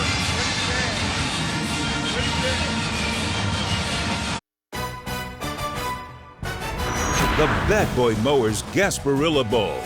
Brought to you by Bad Boy Mowers. Mow with an attitude. Marshall players and cheerleaders joined former Tampa Bay Buccaneer Mike Allstott at Johns Hopkins Children's Hospital in St. Petersburg on Friday. Crew passed out presents, signed autographs, took pictures with patients as well. Back here in beautiful Tampa, Florida, 48-25, 9:01 to go in the Bad Boy Mowers Gasparilla Bowl. Lauren Sisler, Kelly Stoffer, Roy Philpott on hand. Merry Christmas, Happy Holidays, and a nice launching point into the 2020 season for UCF so far tonight, roaring out to this 23-point advantage. Papillon takes it back, crossing the 20. Marshall will take over there when we come back here at Raymond James. And welcome back to the Bad Boy Mowers Gasparilla Bowl here in Tampa. And if there is one word to describe Marshall quarterback Isaiah Green, it's resilient. At the age of 7, Isaiah's mom, Tracy, passed away. With no father figure in his life, he moved in with his uncle. And over the years, disagreements began to mount, forcing Isaiah to move out when he was just in high school. Isaiah told us, though, that football saved his life. Without the sport and the support system that surrounds it, he knows he would have taken a different path with a much different outcome. Lauren, and we talked with Isaiah this week. A lot of conversations about handling adversity. And he said, look, my upbringing, what I face on the football field is nothing compared to what I've overcome in life. He's on the sidelines. And Xavier Gaines, the Wildcat quarterback. Offense, number 55. 5-yard penalty, first down. He'll stay on the field for first down and 15 rather. We talked with Doc Holliday a little bit more in depth about Isaiah Green and kind of what he brings to the table. And he said, look, college football, these stories are everywhere. You'd be amazed at how many kids have grown up maybe in just a one-parent household. There are issues growing up, troubling times, and yet they persevere and they find a way. Gaines dropped it, quickly corrals it back close to the original line of scrimmage, stopped by Eric Mitchell. But he made a great point, Kelly. It's one of the great parts about playing collegiate sports is it gives so many players an opportunity to advance their life in ways that otherwise would not exist. And chief among those ways is a place to belong, and that's what Isaiah Green told us, is he found football and he found that he belongs to a team that care for him and love him, and that was pretty touching because he wasn't finding that in other walks of life, and sometimes that can lead you down the wrong road. And in this case, Isaiah Green found football, and it's been great for him. 3rd and short upcoming. Asked Isaiah, what do you want for Christmas this year? He said, a big fat bowl win. Doesn't look like that's going to happen tonight. Xavier Gaines is in there at quarterback now. Was a high school quarterback and has been kind of an X-factor type of guy in this Marshall offense this year. Gaines pick up the first down as the drive continues, and we check in once again with Lauren. Yeah, one thing with Isaiah Green that has been a progression for him heading into his sophomore season is his calmness. And he says the adversity that he's been through, it's really become second nature for him to really sit back and relax, and it sets the situation and figure out the best way to handle it. And it shows obviously on the football field and where he's come as a freshman to his sophomore year. The coaching staff talked about it, how he's really progressed as a young man as well, really handling things off the field in a much different manner. Football saved my life. That's what he said. 1st and 10. And a stutter step by Brendan Knox. Does have 78 yards before that last run. He was tackled by Richie Grant. As we see Isaiah Green coming back onto the field at this 3rd and 9 situation. Excuse me, 2nd and 9, and nonetheless it's a pass down. That's most likely why we see Isaiah Green coming back onto the field.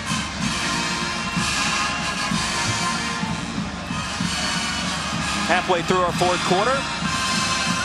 4 first-half turnovers for Marshall. One of the big stories in this Bad Boy Mowers Gasparilla Bowl. Orange Sisler, Kelly Stauffer, Roy Philpott on 2nd and 9. All kinds of time for Green. Finally pressured by Nate Evans as the pass is out of bounds. That was a great job of Isaiah Green, kind of applying the knowledge he gained in the first half. Nate Evans was not going to allow Isaiah Green to get outside the pocket, as we've seen Evans and Green mix it up in the game up to this point, and I think that was kind of a makeup point right there, slapping each other on the backside and saying, I'm sorry about that, but Isaiah Green rightly throwing the ball away. 3rd and 9. Sidearm delivery as Gaines corrals it. Close to a first down. It's going to bring up 4th and short. Nate Evans has been so active tonight. Limits the gain to just 8 yards. Nate Evans, 11 stops, including 1 sack and a tackle for loss this evening for UCF in his final game with the Knights. And I think they're actually giving Marshall a first down, giving the line to gain. It did not look like he made it from our vantage point. No, he was short. It's a Festivus miracle for the Thundering Herd. Looking for Gaines. He was open. And Green sailed it past number 11. Green simply just has to put a little more air under this football. That's at least the 2nd time tonight where he drives the football as opposed to giving a little air that allows your receiver to adjust to it and run under it. When you have Xavier Gaines that wide open, at least 2 steps on the man coverage outside, just drop it into the front shirt pocket and you have a touchdown.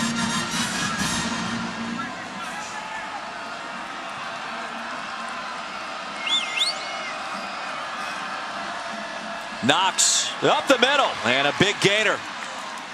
Plows his way ahead to the 30-yard line. It'll be 1st and 10 after a 22-yard pickup. This was supposed to be the main staple of this game plan. We've seen it at times. We just haven't seen it consistently enough in order for Marshall to make hay on the offensive side. But Brendan Knox typically gets better this time in the game. It just, Marshall hoped this game would be closer at this point. Knox now over 100 yards tonight. Try to add on to that tally here, and he will by just 2. He'll step out after a short gain. You have the infrastructure for Marshall to have a really nice team coming back next year. They need to find something outside in the wide receiver position. They lose Levias, the multi-purpose slot receiver, but the rest of their playmakers are coming back on the offensive side. By the way, that's the biggest slot receiver in the history of slot receivers at 260. Looking for Levias on cue there.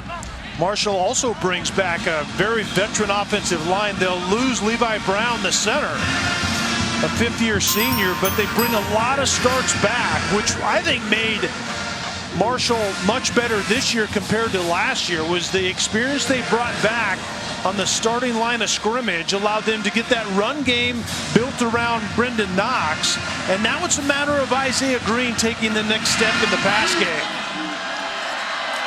3rd and 8. Got to believe Marshall not thinking about a field goal here. Green will buy some time, fling it. And at the 2-yard line, that pass was batted down. Take Allen in covers, working against the massive Armani Levias. And I think that was the design. Armani Levias is 6'4", 255 pounds and jockeying for the rebound. But you got to use some of that 6'4" and get off the carpet a little bit. The highest scoring game in Gasparilla Bowl history. Will we add on to the tally here with 5 to go? Many people still watching this one with a vested interest. And on 4th down, Green. Desperation heave. And incomplete. Nate Evans ain't got a fingertip on it as UCF takes over. Going to try to run out the clock. Leading big against Marshall.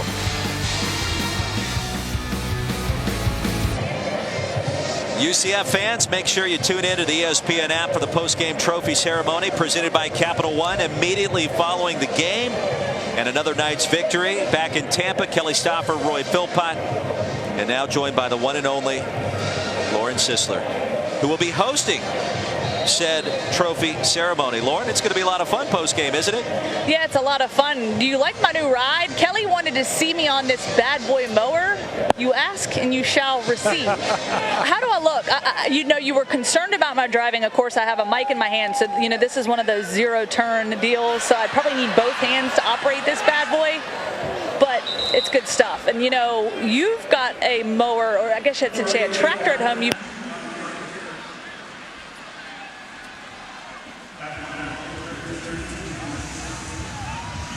I think we lost Lauren's microphone. A lot of excitement there. No kidding. And she's exactly right. To anyone watching currently, we revoked her driving privileges as far as getting us from point A to point B on site. And I hope they didn't give her the keys to that. Deep handoff on 2nd and short, close to a 1st down. It'll stop the clock for just a moment. 4:04 to go. The highest scoring Gasparilla Bowl on record. Tell me about UCF going into next season, because it certainly will be a year of transition. Year 3 for Josh Heupel. A lot of talent at quarterback. No Gabe Davis. Adrian Killens moving on.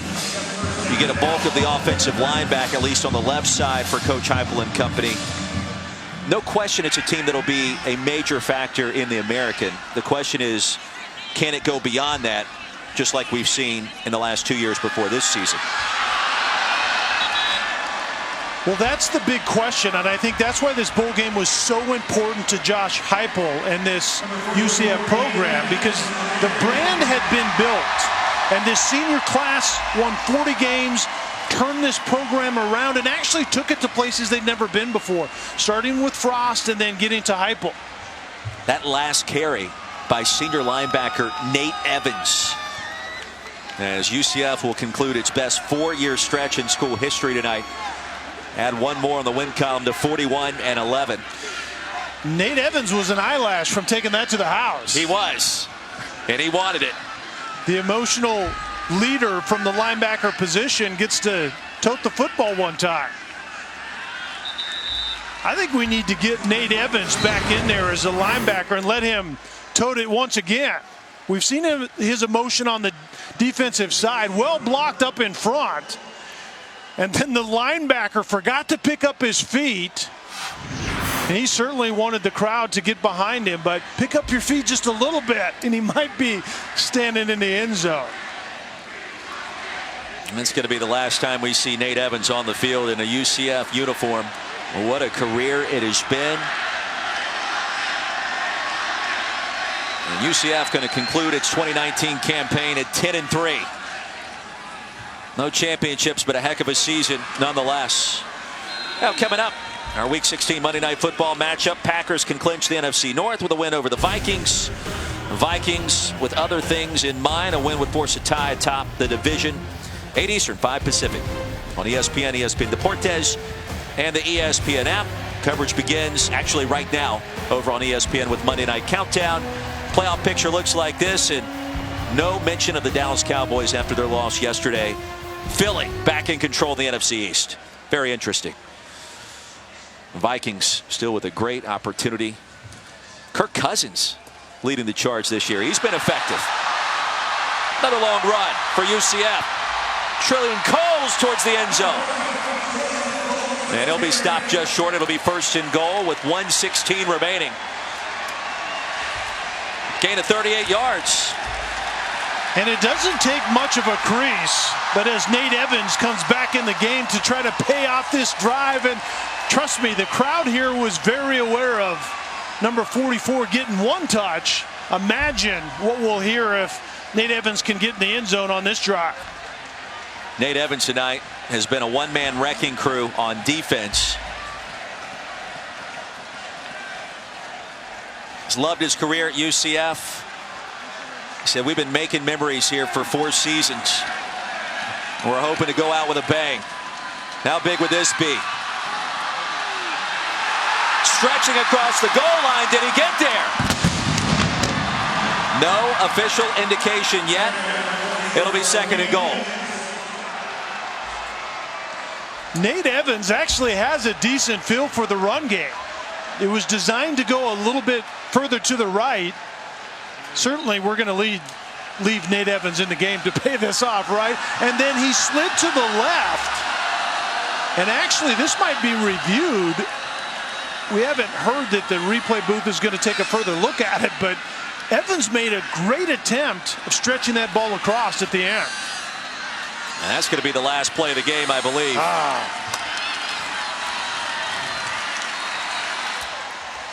And UCF, champions of the Bad Boy Mowers Gasparilla Bowl, 48-25, the final score.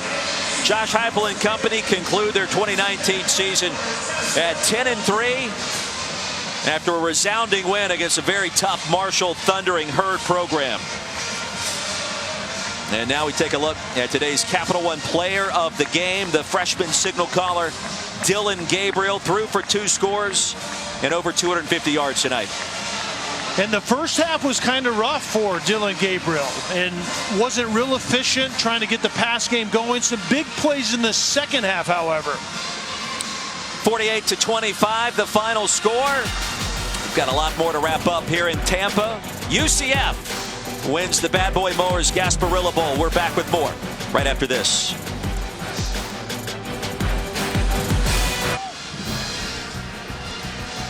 Big night for UCF. Bad Boy Mowers Gasparilla Bowl champions, and head coach Josh Heupel and senior Nate Evans feeling good about life.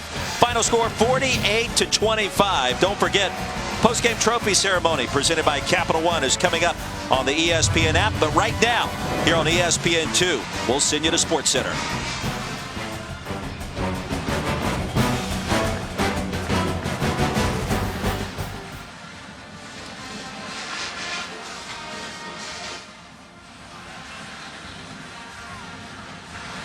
Our post-game trophy ceremony presented by Capital One. As we get you ready to go for the UCF Knights to be officially crowned champions of the Bad Boy Mowers Gasparilla Bowl. Lauren Sisler, Kelly Stauffer, Roy Philpott. 10 wins in this campaign for the Knights, Kelly, and a big win for the senior class that will exit Orlando, the all-time winningest class in school history. 41 victories in the book. And in bowl season, that really is objective number 1, is to send the senior class off with a celebration, and certainly UCF handled that well. And then it's to turn the page to next year, and that was also accomplished very efficiently by UCF here tonight. So this is the Bad Boy Mowers Gasparilla Bowl post-game trophy ceremony presented by Capital One. Festivities on the field are about to begin, but first, this message. You'll never find another like me. I'm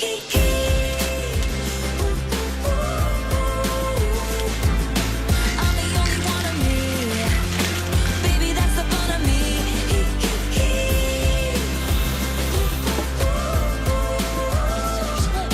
With the Capital One Saver Card, you earn 4% cash back on dining and 4% on entertainment. So when you go out, you cash in. What's in your wallet?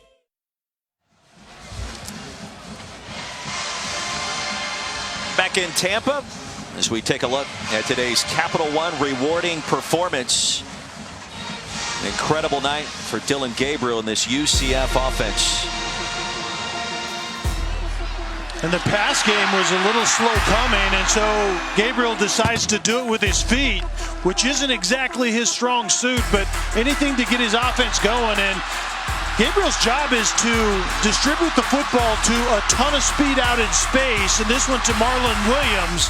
And Gabriel has been very efficient throughout this season at getting the ball to the playmakers. Another playmaker is Otis Anderson. Adrian Killens, the speedster at the running back position, didn't play today, and Anderson took over, and he's a big play waiting to happen. I think that's what makes this victory that much more impressive. No Gabe Davis, no Adrian Killens.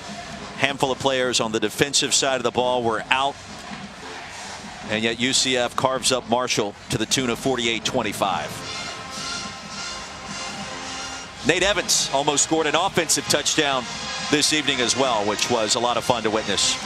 Yeah, and Josh Heupel, the head coach, did not use one of his timeouts in order to give Nate Evans another crack at it inside the 1 yard line, and that was probably the sportsmanship-like thing to do.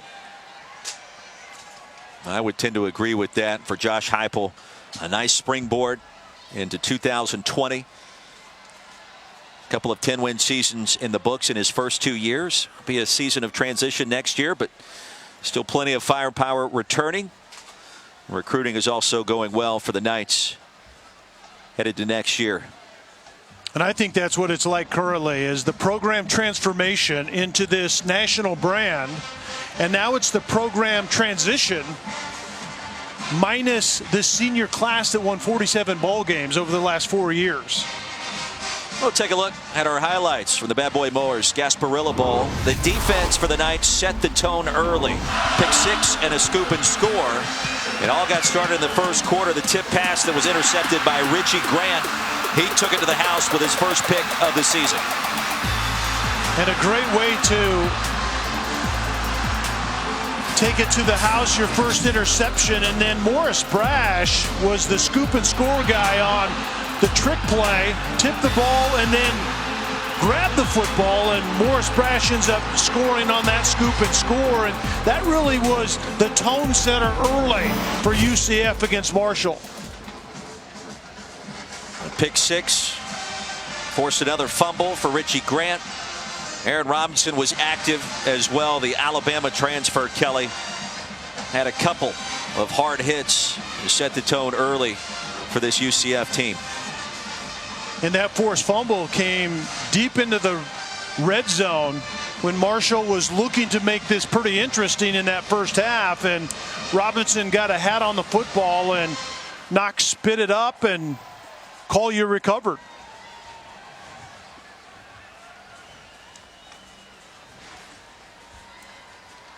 So after back-to-back appearances in the New Year's Six, a win against Auburn, close loss to LSU, a resounding win against Marshall this season.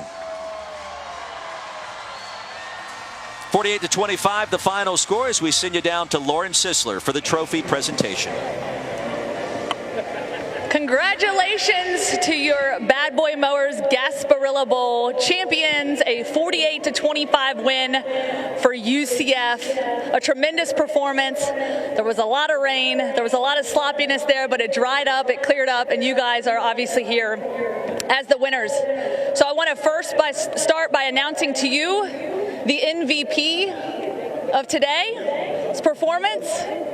Freshman quarterback from Hawaii, Dylan Gabriel.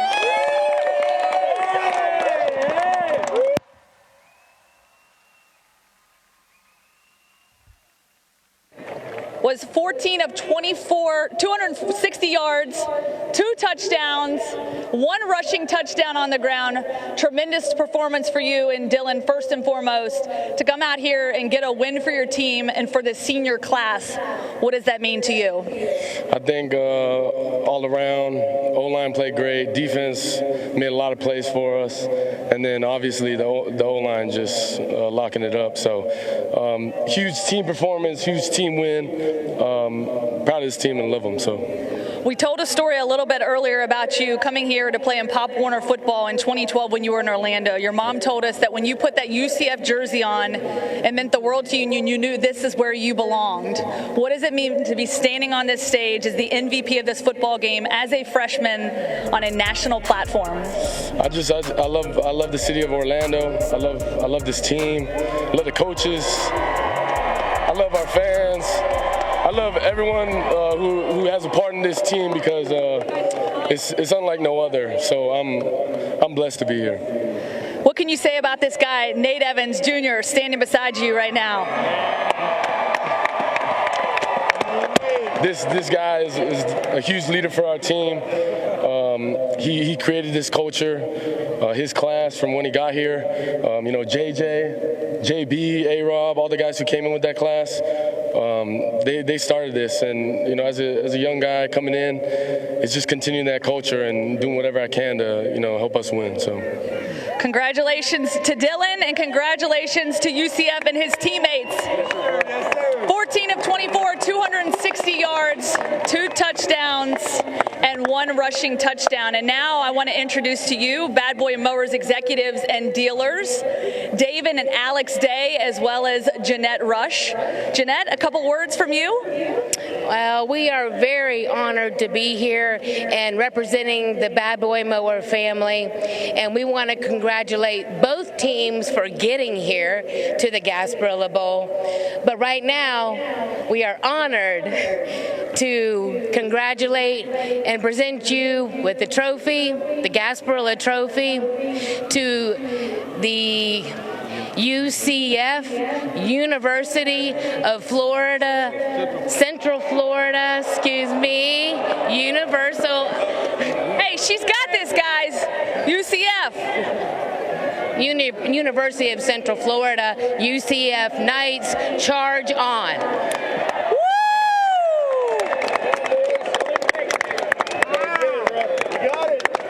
And standing by here, I've got Coach Heupel, the head coach of this football team. What's up, guys? He's giving you guys the arm. Let's go. Give it up for Coach. Not me. Our guys. Look, a tremendous performance from you guys today. Obviously, sloppy conditions, a lot of turnovers, a lot of back and forth.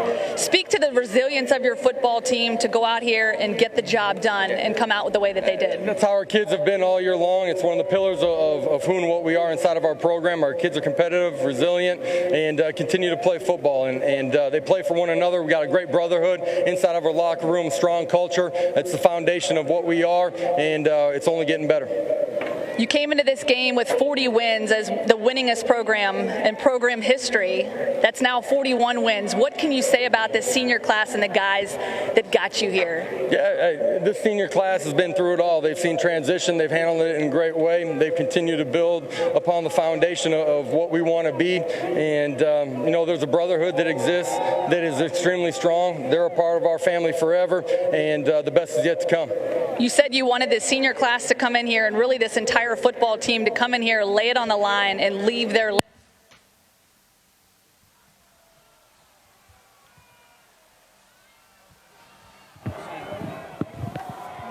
in the right way, and then leading into our next season the right way as well, right? We got a lot of young guys that are coming back that are ready to go compete at a championship level. Okay, you got Christmas just 2 days away. What's the plan for Coach Heupel on Christmas? Like all of our kids, too, we're going home and going to enjoy our families for a couple days. Thanks so much, Coach, and congratulations. Appreciate it.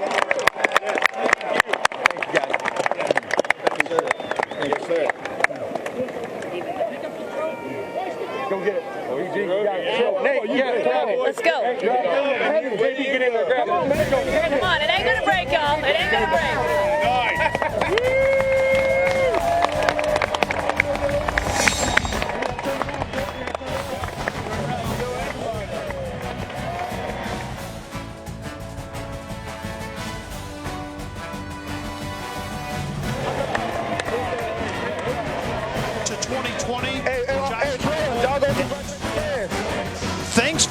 spending the night with us, everybody. We look forward to talking with you again down the road. Thank you.